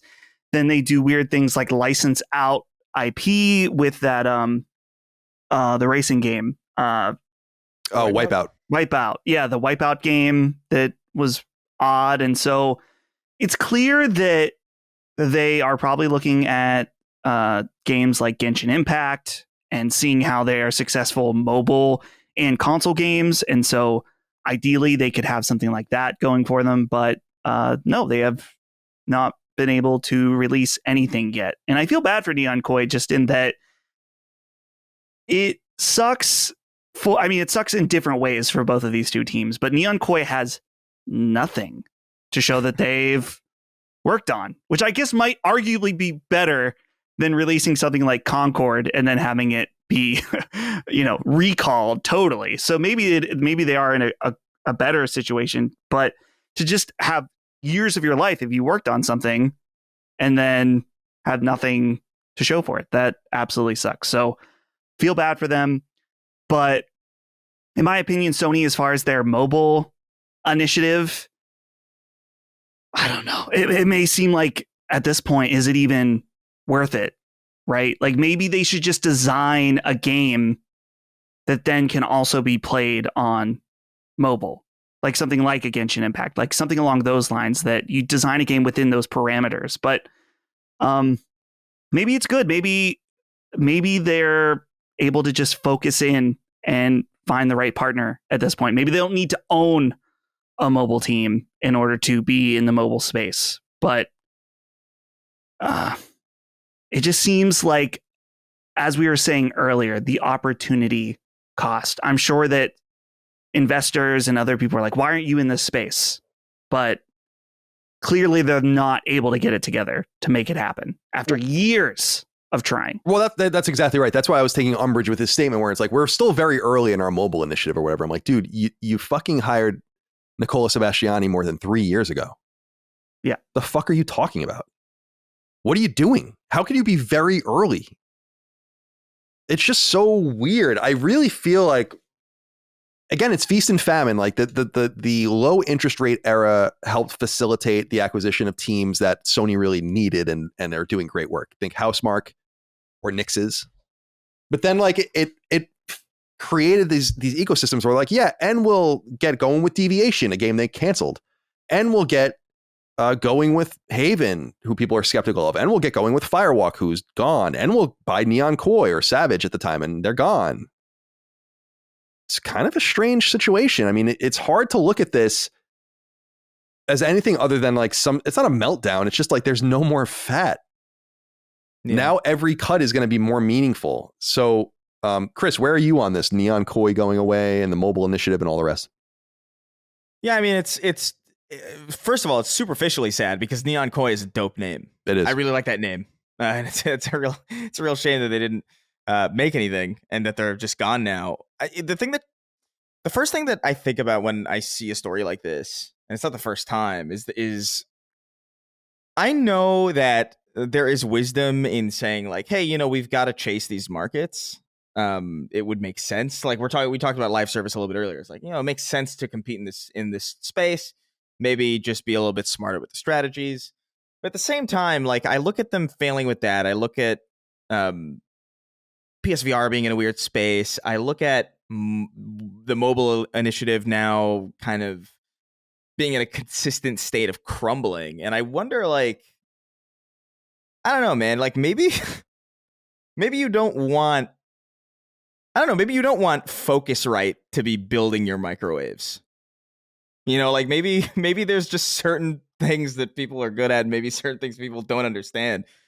Modern PlayStation seems to be making a lot of really confusing business decisions that even like to layman's understanding is very confusing.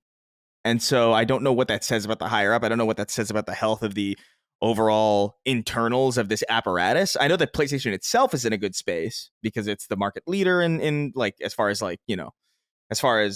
high end console gaming. Like Xbox is not really a threat anymore. Nintendo's kind of off doing their own thing, so much so that we're just kind of Sony's collaborating with them with the Horizon Lego game in some way. And so it's like, okay, well, that's everything's going well, but I do feel like on some level that's inertial. It is just kind of the cultural default that they've managed to carve out for themselves. Like, yeah, get a PlayStation. Everybody's on PlayStation. But there's something to be said about the business acumen and the choices that are being made higher up that are not necessarily facilitating the best foundation for a future. And that's kind of what I look at. That's kind of how I think about this. I'm just like, how many more years are you going to pump into a mobile initiative before you're just like, we can't do it? Because I feel like they've been doing this for a while. It's been more than 3 years, that they've been trying. Maybe not full-throatedly, or maybe not like with all of their might, but they've been trying for a while to get this stuff off the ground. And that Wipeout game was confusing, and like the branding of it was weird, and they didn't give a shit about it. And now Neon Koi is gone. I don't know. Like, Colin, at what point do you go like, just focus on making the stuff that people? Yeah, this is the conundrum, and I understand, especially more as time goes on and things kind of play out. Like, I understand people's hesitance of saying like these guys should really just be doing what they're good at, like you're saying.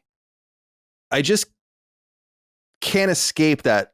Again, it's strategy versus tactics, and observing like what needs to be done, but then not doing anything properly to pursue the solution of the problem, I think is actually the issue at hand. In other words, it's wise for them to say, hey guys, Fortnite's pretty big, huh? But it's like, okay, so we have like a directive, but what do we do? And they make all the bad decisions. Buying the cow, basically, when they would never do that before. Listen, I've been justified in many of the things I've said over the years. One of the things that has truly come to pass, in my opinion, is you do not buy teams you have never worked with and released games with before. It is blowing up in their face all over the map. I used to get laughed at for that all the time too. Who was right about that? There's something about culture and like knowing why like something like Housemarque works and why something like Firewalk doesn't. It's because Housemarque is ostensibly a PlayStation team and has been for 15 years before they were bought. Just like Insomniac, just like the relationship with Naughty Dog going way back and all the rest. When you get out of those parameters, you don't really know who you're dealing with. And there seems to be some sort of relationship between that and like the lack of knowledge about how things operate. So that's how I feel about games as a service. And then you see about mobile games and it's like, yeah, like I don't blame them for wanting to be in that space. Make better choices. Jesus Christ. Like it's easy to identify and diagnose the problem, but for Christ's sake, like bring the right tools to the fucking job, dude. What are you guys doing? You're Sony. Yeah. You can attract the greatest, dude. People would fall all over themselves to make a PlayStation game. Are you kidding? Come on. Like PlayStation Studios is one of the most renowned families of studios in the history of the industry. And people just being even within sniffing distance of that, it makes them look great. And then people come up with big games. So look at Arrowhead. The world is their oyster, right now. They probably shouldn't go with Sony if they had the opportunity at this point. Sony should have bought them, during the development of Helldivers 2. Since they had been working with them for so long before that and on Helldivers, the original Helldivers. So but I get people's consternation. Like I get it. It's like, yeah, whenever they try to do something they're not good at, they don't do it well. And I'm like, yeah, you're right. That's true. But why? And also how? Yeah. I don't know. Do you think that like, because I guess in the context of this story, we're talking about the mobile initiative, right? And so like, I don't know if this is necessarily true, but like, it almost feels like, okay, a lot of people would go to PlayStation to make a game. You know what I mean? Like, that's like the place, it is the prime console space outside of Switch, which I feel like that's its own separate thing. And also Nintendo's cagey about that shit too. Like sometimes they won't even tell anyone who makes their games. Yeah. So like you want your credit. Right. Exactly. But I don't know. I feel like if you're gonna make a PlayStation game and then you're like, all right, you're on the mobile team, you're like, oh. Like I wonder if it's just not an attractive space to even attract talent, because I feel like the mobile game market is just such a race to the bottom that like it's mostly just people trying to. It's mostly like individuals trying to make like a Flappy Bird or something and just make a lot of money and get the fuck out. You know what I mean? I know because I know some of those people. You know, they'll pump shit out, and I've seen all sorts of games, just kind of get thrown out of those mobile stores, and it's a nice little nest egg that I got building. You know, from this stupid fucking $3 game, or like not even like free game with just ad revenue, kind of placating, and so like. Maybe it's just not an attractive space for the type of talent that PlayStation would even attract in the first place. And at a certain point, you got to wonder, like, I don't know, man, it's like I was saying earlier, it's like McDonald's makes burgers and they make fries. Do you want them making your car? Like, I don't know. Maybe McDonald's is not the place to attract car talent. Yeah, that's true. You know, like, I mean, it's a good point. That's a good point. It's a fair point. They have to make a decision. I think they already are making their decisions internally. It seems like they are going to move forward, or they're lying straight up. But I think I mean, dude, these are the studios that are left. Bend, Bluepoint, Firesprite, Guerrilla, Haven, Housemarque, Insomniac, Media Molecule, Naughty Dog, Nixes, Polyphony, San Diego, Santa Monica, Sucker Punch, Asobi. And then they have like a few, you know, like Valkyrie and a few others that are like support teams. That's once you get through, like the outer shell now of that studio family is like Firesprite, Bend, and Media Molecule. Now you're starting to get into like really headier space, and they cut in any of those teams, and I think it's going to get pretty serious. You know, as far as how they feel about buying the cow and all that kind of stuff, and maybe just these poor investments, and maybe having high headcounts is even worth it. You know, I don't know, man. But I think that they expect some sort of black swan event where this inevitability of, like, everyone knows eventually you won't, who knows when or where, but it's like you won't play on console, you play on some unified thing. Like, they see that as the inevitable outcome and they want to be ready for it, but they just don't know how it's going to happen. And then they have these reinforcing elements over and over again where they make their games and they, in a traditional sense, and they make lots of money on it. And everyone's like, well, what's the problem? And I think their eyes have been opened by, I think, just the money people are making around them and through them. They launder this money in some sense, not launder. They pass through this money. It goes to them first. So they see it, you know, like they're the ones paying Epic every time something is bought on the PlayStation Network. They're writing checks for millions and millions of dollars constantly. You can't begrudge them the observation that's like, yeah, we should probably do something about that. So, but again, it's tactical and it's bad tactics. And Adam Cracknell wrote in and said, hey, CDC, am I premature for thinking that Herman Hulst needs to go? I love saying it like that. Between the blatant Guerrilla and Horizon bias, the purchasing of 2 studios and shutting them down already, and now the announcement of a continued push for live service games, does he not understand that the definition of insanity is doing the same thing over and over again and expecting different results? Herman Hulst says, I remain, quote, I remain confident that we are building a resilient and capable organization driven by creating unforgettable entertainment experiences for our players, end quote. In my opinion, the only unforgettable entertainment experiences that have been produced recently from PlayStation have been the diabolical Concord saga, Bungie's painful demise, and the desperate live service shotgun at a plan wall. As always, thanks for the amazing content and enjoy slitting those pumpkins this Halloween. Thank you, Adam, for writing in. Don't forget that Astrobot just came out. But again, this just muddies the water.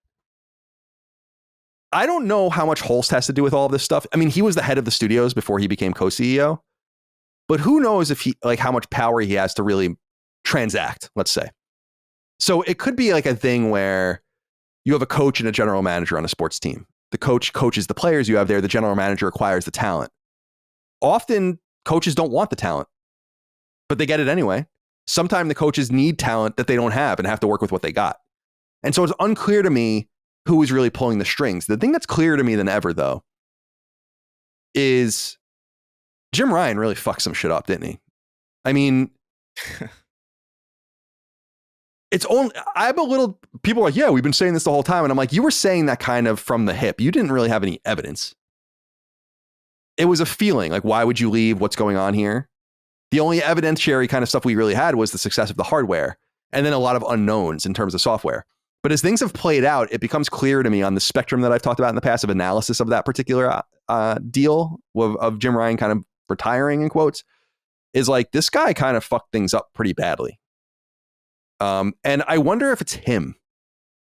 Like, if you're going to really, because you're saying they just closed 2 studios down or whatever, but it's like Herman Hulst wasn't the CEO when Firewalk was bought. Holman Hurst wasn't the CEO when they transacted with Concord and all that. Now, he was a believer in it, apparently, from what the reporting says and what my own source had said. But it's just hard to know whose fault it is, because in an era where Sony is talking about accountability, why would you promote him to CEO if he was the one who fucked everything up? It just doesn't even wash or make any sense. So I feel like maybe it's not him. No, it really could be him.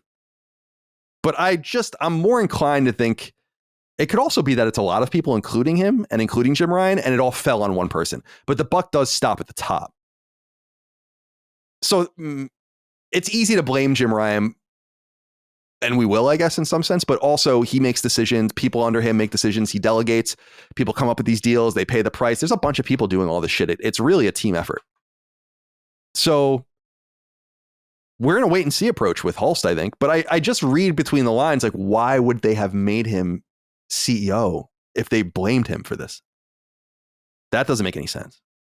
What's becoming clear to me is that there's more to the Jim Ryan story. And that everything that, you can't say everything. Jim Ryan was also there when they bought Housemarque. Jim Ryan was there when they bought Nix's and went to PC and all that kind of stuff. So, the PS5, meteoric success. It's not all bad. But I don't know. Dustin, is he getting away with murder, Herman Hulst? I think it's probably more in line with what you said, that it's, there's a team that makes a lot of these decisions. My thing with Herman is just that with him being head of studios and very much more focused on studios and games themselves, that you're right that the buck stops with Jim, but if Herman is the one that is convincing him of these decisions, as it is his job to say, hey, this is what we should do in regards to studios and games, then I wonder if you could look more at Herman being part of the problem overall.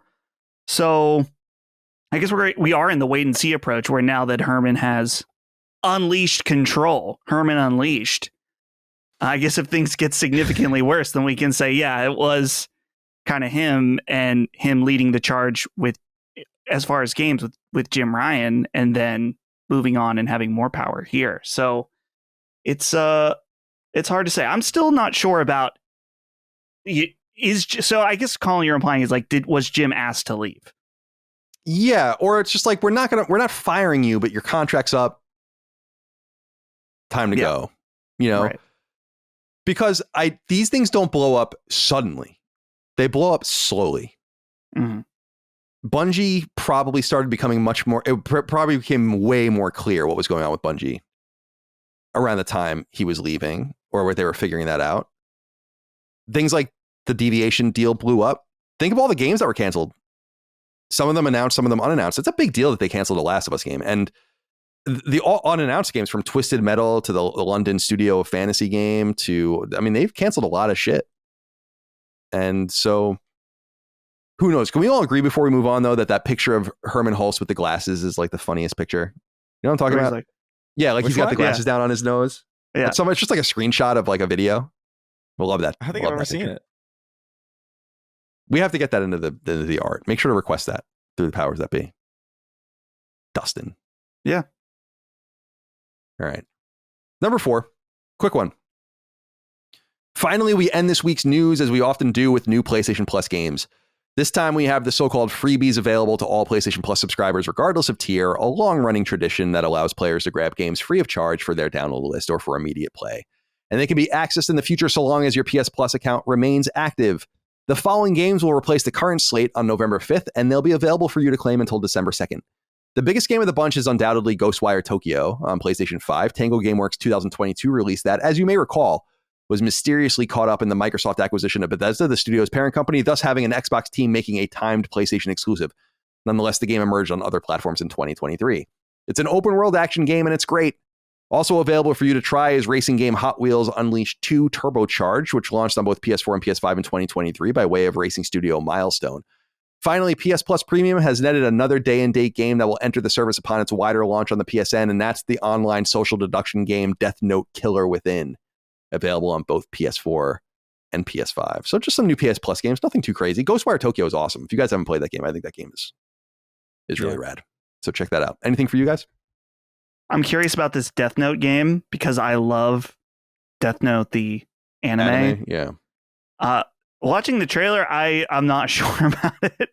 It's a really odd. I mean, it would be hard to make a game about Death Note in general, so it makes sense that this would be the direction. But a direct to PS Plus release is not confidence inspiring for something like this.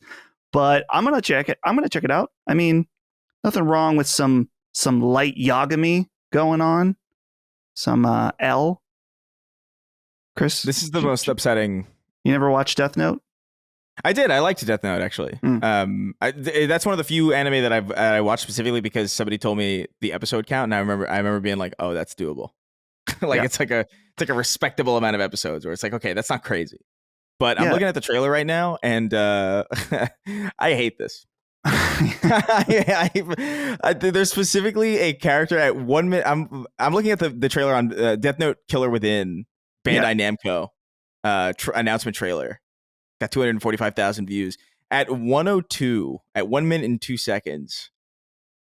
I think this might be the single worst. This might be the single worst image that I've seen this week of this freckled character in somewhat of a bandit mask, turning slyly at the camera, and I guess he's like a Mexican jumping bean or something. I don't know what the hell's going on with the characters in this game, but I hate it. Yeah, I hate this. So nothing really for me here. Ghostwire Tokyo is great though. Like I remember really, I feel like I like that game more than most people. I really dig it. I like the aesthetics of that game. I like the vibe of it. I thought the animation specifically on just like it's like vaguely adjacent to Immortals of Avium, where it's like it's all the combat is like magic from your hands. And I remember specifically feeling like, as much as I did like Immortals of Avium, I remember thinking the whole time like, oh, I feel like Ghostwire actually did some of this stuff a little bit better. Like the impact of like, and just seeing your hands do all the different animations was cool. It was cool shit. A really, really nice game to look at for a long time. And some really cool stuff with like yokais and a lot of dope shit. I like that game a lot. And it's like a respectable amount. That's a game that respects your time too. Like it's not like obscenely long. Yeah, it's like 20 hours maybe. Exactly. Like yeah, it's totally digestible. So definitely snag that up, especially if you're on PS Plus. I recommend it. All right, that's it for the news. Let's wrap the show up as we always do. 6 inquiries from the audience, questions, comments, concerns, thoughts, and ideas from patreon.com/lastdaymedia. You can submit your inquiries if you support us over there at the $2 level or higher in the weekly thread on the news feed. I go through it and pull everything out. You've heard I'm always pulling out. You've heard a bunch of these inquiries throughout the show so far, and you'll hear 6 more as we wrap things up. Thank you for supporting us over on Patreon. Couldn't do it without you. Rocketman wrote in and said, "Greetings, Sacred Simples. Regarding Colin's mocking of people who complain about PS5 not having any games, what you're missing is that most PS5 gamers are not visiting gaming websites, nor watching upcoming PS5 game videos on YouTube and reading PlayStation blog every day like you guys do either. Their only means of finding out which new games come to PS5 is by following PlayStation's social media outlets. So of course they will only hear about first-party games, which are non-existent this year. That's why they feel there aren't any games, just food for thought. Rocketman, what are you talking about? Yeah, what are you talking about? PlayStation social media feeds only talk about first-party games? That's not true. Well, also, why would you follow PlayStation social media, but also not look for upcoming games? Like that seems like I would imagine that the opposite would be true. I would imagine that most people probably are like, they'll probably hear about a game coming out, and then they'll probably look it up, and then they'll see it, and they'll be like, "Oh, it looks cool," and they're definitely not like following PlayStation on like Twitter or something. You know what I mean? Like I don't know if this tracks. Really, it just doesn't make any sense. Yeah. Like I don't really know what you're saying, because I'm looking at the Twitter account for PlayStation right now. In the last day, so let's go back to October 30th. These are the games that they have tweeted about. Life is Strange, Clock Tower, Call of Duty, an Xbox game, Phasmophobia, Horizon, Death Note, Horizon, College Football, Destiny 2, Astrobot, Call of Duty, Alien Rogue Incursion, Monster Hunter, Vampire Survivors, Astrobot, Lego, Dragon Age, Metro Awakening, PS5 Pro, Astrobot, Horizon. Those are all the tweets from the last day and a half or so. Mostly third party. So here's the other thing. Yeah. He says their only means of finding out which new games come to PS5 is by following PlayStation's social media accounts. How about the fucking PlayStation Store? If you are so disconnected, you're not reading gaming sites, and you're like, oh, what new games are out? You click on the store, and guess what? I go on there to find out about new games because sometimes gaming sites don't even cover. I do. I look in that once a week at least. Like scroll through for sometimes a half an hour and just look at trailers. Just look around. Yeah. Like seems like if you're that disconnected and you're like, oh, what new games? The first option is probably like, oh, well, maybe I'll go look at the store over a PlayStation social media account. I'm not saying, I think that's probably also an obvious answer, but not as much as the store on the console itself. Yeah, I just didn't understand the inquiry. Like, I was just like, I don't know. Rockman, I just don't know what you're saying. 2024 has been an exceptional year for games on PlayStation. Like, just period. But nonetheless, Matt Vigo wrote in, said, hey, Secret Boys. Colin, I've heard you bring up PlayStationTrophies.org over the years. Back in the day, this site was, of course, called PS3Trophies.org and was the most popular resource for trophy guides. But do you remember the less popular site, PS3Trophies.com? It was shut down ages ago, but for my money, this was the superior home for trophy hunters during that era. The community was incredibly outgoing and a ton of fun. Memories of that site make me long for the days before Reddit and Discord completely took over. The trophy subreddit is a husk of what these older sites were. Are there any old gaming-related websites that are dead now that you all miss? Shout out to any former PS3Trophies.com users that are still on the trophy grind. Yeah, I used to come across that website pretty often. I would say PSN Profiles is a very strong website, though, that has been going for many years, that you can find there. But I would love to hear if you guys, Dustin, do you have any like defunct video game websites that you went to back in the day? I have so many. Yeah, I think I don't necessarily miss it, but I remember when I first really got into gaming news in general was early in the Xbox 360 era. And so I think there was a website, Chris, maybe you know, it's called like Xbox 360 or Xbox Fanboy or something. And I think those were part of the Joystick network. And then eventually that got phased out into just Joystick. So I think about that fondly just because that was one of the first sites that I looked at and became more interested in gaming news. But it's really the only one I can think of. I can think of cheat code websites that I went to, but those might even still exist. Like, what's the one like CC Cheats or something? Oh man, I can't remember. I remember going to a lot of cheat websites, but I don't remember the names of them anymore. It's Cheat Code Central. Oh, and this website still exists. Yeah. I remember that. It looks like they're a news site now. But yeah, interesting. There was a site, and it came back briefly, I think, but it was really a 90s and early 2000s site called the GIA. Do you guys know that site? No. The Gaming Intelligence Agency that I really liked back in the day. People might remember that website. And there was a GameFAQs competitor called GameWinners.com that bounced around for a while. That was pretty interesting. It's cool to think about all the defunct stuff. And like you're saying, some of the sites that still have the URLs from Web 1.0 but turn into something else. Yeah. I was recently thinking about a lot of the Star Wars Web 1.0 websites I used, and I used to use this website, yakface.com, YAKFACE.com, which is a Star Wars collector's website back in like 97, 98. And it's still there, and it's still the same. It's crazy. You know, it's cool. So some of these things do survive over time. Chris, anything from the lost era of the internet for you for games? I don't know. I honestly, I wasn't really that much of an internet guy until probably like 2005, 2006, like probably even 2007 is when I really started And so like I remember going to like cheat code websites before then. I remember printing out like cheat code in cheat codes on paper, like it was like MapQuest directions. So I'm sure, like, I wonder if I have any of those still, probably in my parents' house, like printed out. But there were websites that I would go to, but like I wasn't really like a forum person, or like I didn't really get super into that stuff until way later. Like I was more on like Newgrounds, you know, like I was on like, or like Albino Black Sheep or things like that. That was more like animation centric.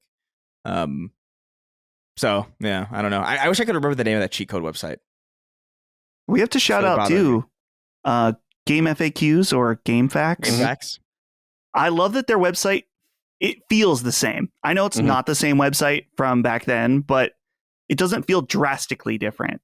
And I still use it here and there. So I do too. It does look the same, which is cool. I mean, I grew up on the site, but it does have a different vibe. I used to love the forums, but if you don't, like, all my posts are like gone basically because I didn't log in or something like that. Game Facts is for the true OGs. Ludwig A wrote in, said, "Hey guys, one of the biggest talking points going into the release of Dragon Age Veilguard was how pivotal the success of the game could be for the future of BioWare as a studio. With that in mind, how much do you guys think this affected the review process among mainstream games coverage?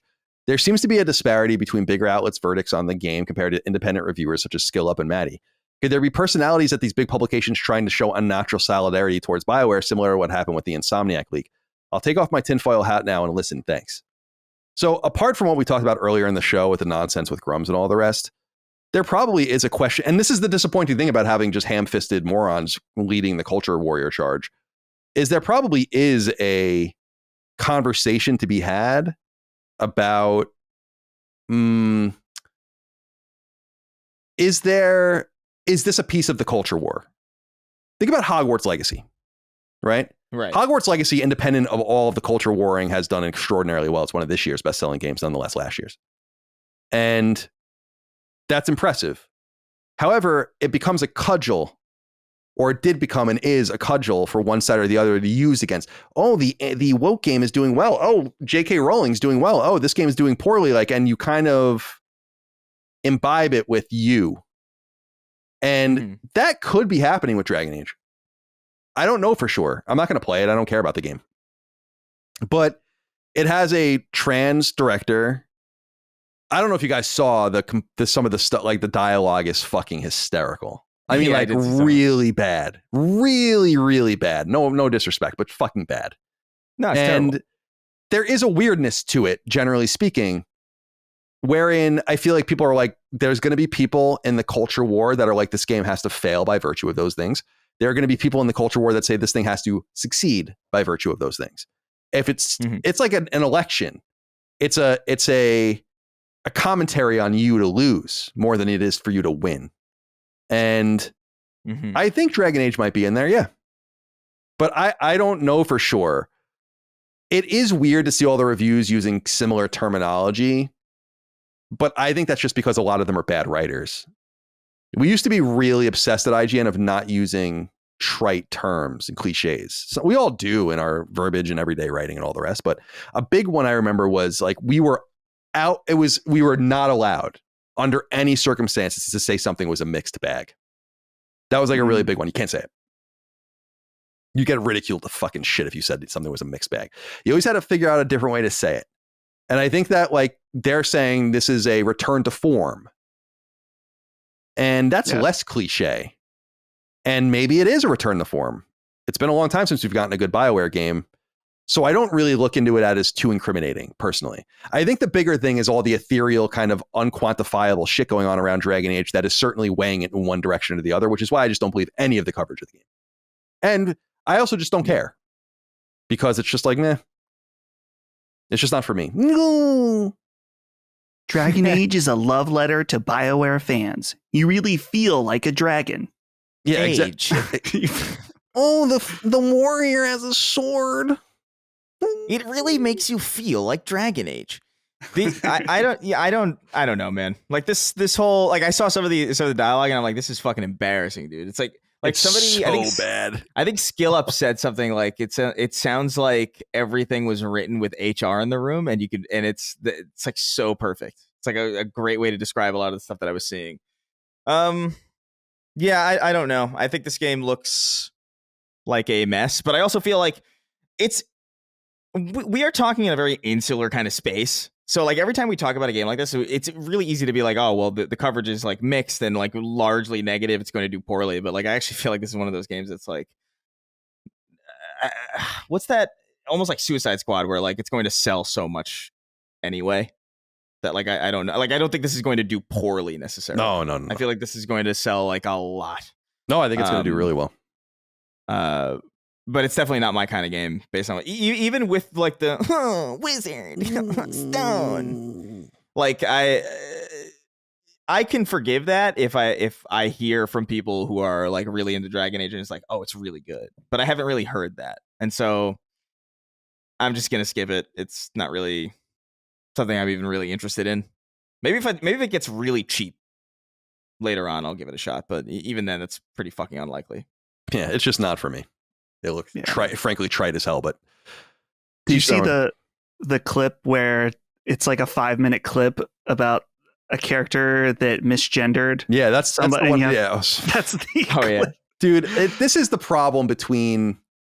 This is the kind of stuff that people should be focusing on. Just from like, why are you wedging this in here? Like, good Lord, what are we doing? It's Dragon Age.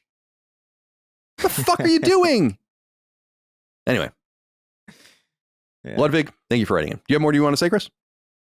No, I'm just. I thought you were coming. It just looks like it's executed so terribly. It just looks like a terribly written game. Not into it. Well, we'll let you guys be the judge. I don't think we'll cover that game too deeply on your own Sacred Symbols, but maybe they will on Duke. That seems more like, well, Matty did play it. I feel like maybe Cog's into that. He likes fantasy slop sometimes, doesn't he? So sometimes, yeah. All right. Ludwig, thank you for writing in. Be well. Kyle Johnson wrote in and said, hello, lads. After hearing Colin talk many times about the Tales games, most recently Tales of Arise, I decided to pick up Tales of Symphonia. I'm around 4 hours in and I'm enjoying it quite a bit. My question is twofold. Do you recommend playing them in a specific order? And which ones do you consider to be more enjoyable than the rest? Thanks for all the hours of content. The problem with this, Kyle, is that, first of all, they're disconnected. There are some direct sequels to the individual games. Like there's a Tales of Destiny and Tales of Destiny 2. There's a Tales of Symphonia sequel. There's a Tales of Exilia sequel. But generally, the games are disconnected and they share similar elements. Think Dragon Quest or Final Fantasy. Item names, spells, whatever.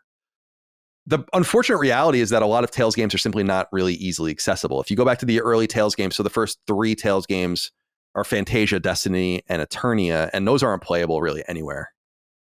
Practical. Symphonia is the earliest game, which is really the 4th or 5th, depending on how you look at a Tales game. That came to GameCube, obviously, originally, and that's probably the most accessible because they have re-released it on modern, or at least on PS4. And then you get into something like Tales of Rebirth never even came out here. Legendia is a late PS2 game that has not been re-released. It's so your only options, unless you want to use, if you want to use old hardware, you'll have access to Fantasia on GBA. You'll have access to Destiny on PS1, Eternia on PS1. But if you want them really on more modern hardware, I made a list for you here. I have it on my of games that you can actually play pretty easily. So Symphonia, you're already playing. And its sequel is playable too. I think that's actually on PS3, but it might have been released on PS4. Vesperia is playable on more modern hardware. Hearts is available on Vita if you have access to that. And then Zestiria, Berseria, and Arise are all available on PS4 and or PS5. The last notable Tales games that were not re-released or have not been re-released are the Exilia games. And it is my hope that they are re-released because I think that's amongst the best Tales games. My favorite Tales game, as I said many times, is Tales of Destiny. But you're not going to have access to it because it was literally only ever released on PS1. There is a Japanese PS2 director's cut of it. Not released here, though. My favorite Tales game is Tales of Listeria. And you play as a guy that works at Boar's Head. Yeah. Yeah. Tales of Listeria. Tales of Listeria is awesome. That rules. The It's been slowing down too. So Fantasia came out, and Fantasia was never released in America until the GBA era, but it was a Super Famicom game. It came out in 95. And then Destiny was in Japan 97, Eternia 2000. And then there's basically from 2002 to 2009 or 10, there's like a Tales game almost every year through 2012. And then there's only 3 of them since 2012. So they're definitely slowing down. And Tales of Arise was 2021. The 30th anniversary of Tales is this spring. And my assumption is that they will have a new announcement at that point for a new Tales game. And shout out to Hideo Baba, by the way, the longtime producer of Tales, although he has not worked on the newer ones. Okay. Games Cage wrote in and said, hello, Sacred Boys. Rare different comment here, as I'm a Sonic content creator, which I know immediately ticked 10 red flags in your mind. But I did want to ask and talk about the recent release of Sonic Cross Shadow Generations. Or is it Sonic X Shadow Generations? Yeah, who the hell cares? You're asking like literally the dude. That was like a question that would expose Chris or I if we knew. Fair enough. The game has sold 1 million in less than a day, and while Sonic Generations is a decade-old game, the Shadow game included has brought massive attention to the game and is probably the most polished experience in the series. I hope one of you does me this solid of actually giving it a shot, and maybe you'll end up liking it more than you think. Much love. There's no way in hell I'm playing that game, but I wanted to bring this up for one specific reason, which is maybe we do have to accept Sonic is just in a renaissance and it is on the rise. And it is here. For as ubiquitous as Sonic felt back in the day, it wasn't like this. Back in the Genesis era or Dreamcast or whatever, Saturn didn't even have a Sonic game.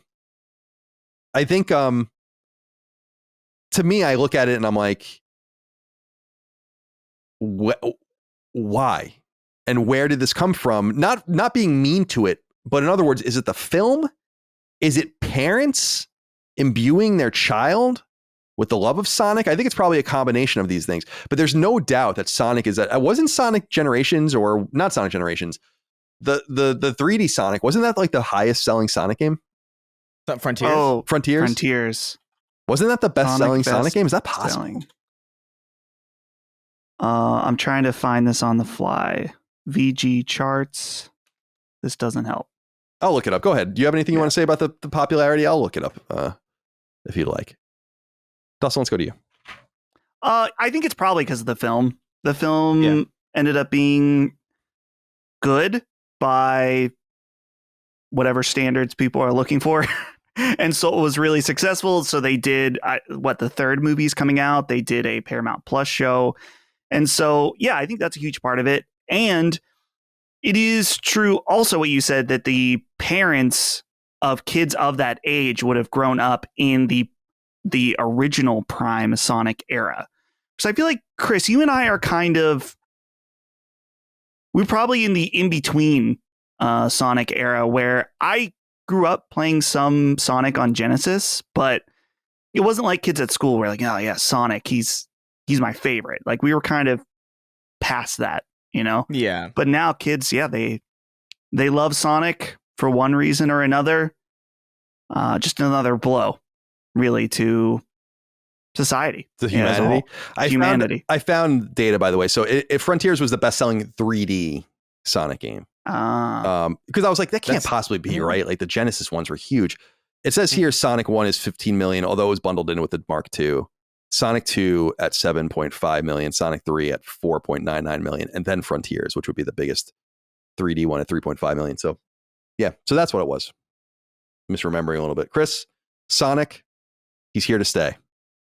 Yeah, I mean, you know, look, happy for them that they're not getting stuff that absolutely sucks anymore and have to pretend doesn't suck. Yeah, what was that? What was that? There was a Wii U one that was like really bad, right? That everyone was like, that they hated. Oh, I remember Sonic 06 specifically on 360 and PS3 that it was just called Sonic the Hedgehog and everybody hated that one. Sonic Lost World. Was that a bad one? Oh, was it? I feel like there was like one Sonic. It wasn't Heroes. Colors. What the fuck? I don't know. There's so many of these goddamn things. It just upsets me that there's such a big list of them. Really bothers me. But yeah, I mean, like I remember playing Sonic Adventure and at a friend's house, and they absolutely loved it. And I was sitting there just mystified that anybody could even have a feeling like that towards this. So it looks like, from most accounts, Sonic Frontiers is like serviceable, which is like The Last of Us Part 1 for that crowd. So like that's amazing. I'm happy for you. I'm happy you're going through your like little Capcom renaissance, at least up to the ceiling that Sonic would allow. Right. So God bless. I'm glad you're happy, but I can't do it. They're just like ultimately like we're joking a little bit, but like they're just kind of not for me. Like I don't like speed oriented games where you can't see what's ahead of you. Like it completely defeats the purpose of speed to me. Like, oh, you're going so fast, but it's a side scroll and you can't see what's ahead of you. And also in 3D, it translates really poorly. So I'm just like, the same for me. I don't like the rings. I don't like the weird fucking rails that are like strewn across the sky that like you have to just accept are there. Like I remember like, what was it? The Frontiers footage where like they were like popping in. They were like, it was like there was like an obscene popping in the sky, like, and there were all these like weird abstract lines, fucking zigzag. It looks like the sky is broken. Yeah, it's interesting. It's weird. Yeah, it doesn't do anything for me. It's not my type of game. I like speed oriented games, but like Sonic just doesn't do it for me. I don't like the character designs. I think it's like it's not for me. All right. Cody Gardner has the last inquiry. Says, greetings, Sacred Crew. Colin, I too am a lover of the Horizon games, and I'm so glad to see that the Zero Dawn remaster is getting awesome reviews. Forbidden West is fantastic, and I mostly like the story choices it made, but Zero Dawn's story is masterful. I can't wait to jump back in. I'm so tired of hearing people complain that this remaster wasn't needed and the PS4 version was good enough. Do these people realize that no video game is truly needed? Are gamers just the most miserable people on the planet, unable to appreciate such a good and beautiful game? Is everyone just too depressed? I do agree that it's crazy we're getting this before a Bloodborne remaster, though. Stay classy, my friends. The Zero Dawn remaster is getting great reviews, and the idea of something needing to exist or not is interesting, but you really do have to look at the two games side by side to really... Yeah. Zero Dawn on PS5 is pretty insane, actually. Like, you remember Zero Dawn on PS4 as this incredibly beautiful game, and it is, but damn, dude. You don't remember it quite accurately if you think it looks like it does now. And they really put a lot of work into it. I think the price is appropriate. I'm going to not pick it up right away, but I'll play it in the future. Definitely not opposed to playing. I just don't want to play it right now. Are we getting too miserable though? Yeah. And that was a particular reason why I wanted to put the Sonic, even though you're still making fun of Sonic a little bit. It's like, we got to find the joyfulness again in some sense as a community of gamers. It does seem like everything does go to negativity, and that's fine. But there's got to be good things to say. Aren't we here to enjoy and have fun so that the good and the bad are balanced in such a way that it seems more natural than overly pessimistic? I said it last week. Can everything be so bad? Is it possible that everything is so bad? And the answer is no. We're at a great time in games. We were just talking about how good Metaphor is and Silent Hill and the Alan Wake DLC and all the rest. Like, come on, man. It's cool to be negative sometimes and necessary to be negative sometimes, to stay grounded. But I do think we are all being overcome by it. And I think we all need to be way more intentional about bringing balance to that. So that's why I wanted to read this inquiry. Any thoughts from either of you? I think it's important to remember the context in which we first heard the rumors about this. I think it was around the time that Last of Us Part 1 got announced, which also, I guess, was in the camp of this isn't necessary, but it is at its heart a PS3 game. So it felt like pushing that envelope even further. And we also didn't know the details of, the $10 pricing upgrade, things like that. So I think in hindsight, we could say it's like, yeah, it's not really a big deal. It's there. It's available. I think for people in the hardcore space, look at it as we were mentioning earlier, an opportunity cost. So I think it's true, because he says, do these people realize that no video games are truly needed? It's like, no. And if we take that to the nth degree, then it's like this podcast isn't really needed either. The internet really isn't needed. Right. We're here to discuss in detail the fine details of the industry. And so it's like, yeah, we are going to be critical about something that sounds dumb or unneeded or a bad opportunity cost. And usually most of this podcast, I would say we are often speculating on things that we only have a finite amount of details about. And that's people in general that are deep into this industry, whether you're in it or you're just observing it, you are deep in these tiny details on things we know very little about. So on the flip side of that, I do get the negativity and how everything is bad. And like Colin, you mentioned Metaphor. There was a big thing when it came out because the Digital Foundry review went over like, yeah, this game on a technical level has major problems. And to no fault of Digital Foundry, that's their job, is to analyze that and report on it. But some people were taking this and being like, oh, this game, they can't even get to run right. It looks like a PS3 game. It's like, dude, that's true. Mm-hmm. But you're getting lost in the sauce here about, it's like, yeah, we could wish the game performs better. And maybe it's not up to snuff, but you're missing the forest for the trees here about this is an amazing game that you should check out. And the technical aspects don't necessarily diminish the game as a whole. You know? So take it easy. Simmer down. Simmer down. Any final thoughts before we wrap this thing up? Yeah, I mean, I remember before we heard about the pricing, that was the main concern. The second that I learned that it was like a $10 upgrade, and that what the changes would be as substantive as they ended up being, I was like, oh, okay, that's fine. I think Child Aloy was the thing that sold me, because that image has stuck. So like a lot of people might have played through the original Horizon and been like just so enamored with it, and to the point where like their memory of it is like really positive visually, but like mine is like always defaults to Child Aloy looking like a fucking Chucky doll. And so like the second I saw Child Aloy in the trailer looking like a normal person, I was like, oh, okay, cool, okay, that's $10 well spent, I think. You know, it doesn't seem like a cash grab or just some, you know, some low effort kind of reskin. It looks like they actually went in and did a number of things. They said, I think they re-recorded some stuff. They did some new mocap. So like, I don't know. I think that added context makes it more okay. And I do think on some level, I think this is a grander issue than just in video games, but I think on some level, people have really inflammatory takes. And for whatever reason, we've nurtured a culture that doesn't like or doesn't reward self-correction. And so instead of just admitting that people might have jumped the gun, or instead of being like, instead of like amending their initial feelings after more information is gathered, I feel like people have a tendency to dig their heels in. It's not just in video games, it's kind of everywhere. But I think that's kind of what happens. If you're unwilling to be able to be like, oh, yeah, I thought this was a pretty dumb idea at first, but then like, oh, the context of the price and the context of the amount of work done and the actual comparison changes the outcome of that opinion, or changes the reality of that opinion. You know, I don't really know what to tell you at that point. And there's a lot of people like that. So I think that's really what you're seeing. If people are still genuinely harping about this, or like the idea that like, this is not necessary, or like this is a dumb idea, or it's a ripoff or something, like if that's really the state of mind that some people are having, I just think that those are people who are just unwilling to amend themselves for one reason or another. Let's leave it there, my friends. Yeah, that's it for this episode of Sacred Symbols, the PlayStation Podcast. It was good to be here with all of you guys today. Let's go around the horn and say goodbye to everyone. Chris, goodbye to you, my friend. Be well. What's on your agenda for the rest of the day?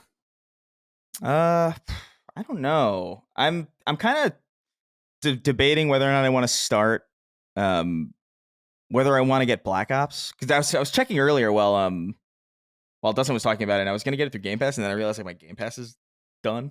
I think I canceled it like 2 months ago or something. I might just buy it up front, but I don't know. I'll make that decision. I gotta cook something.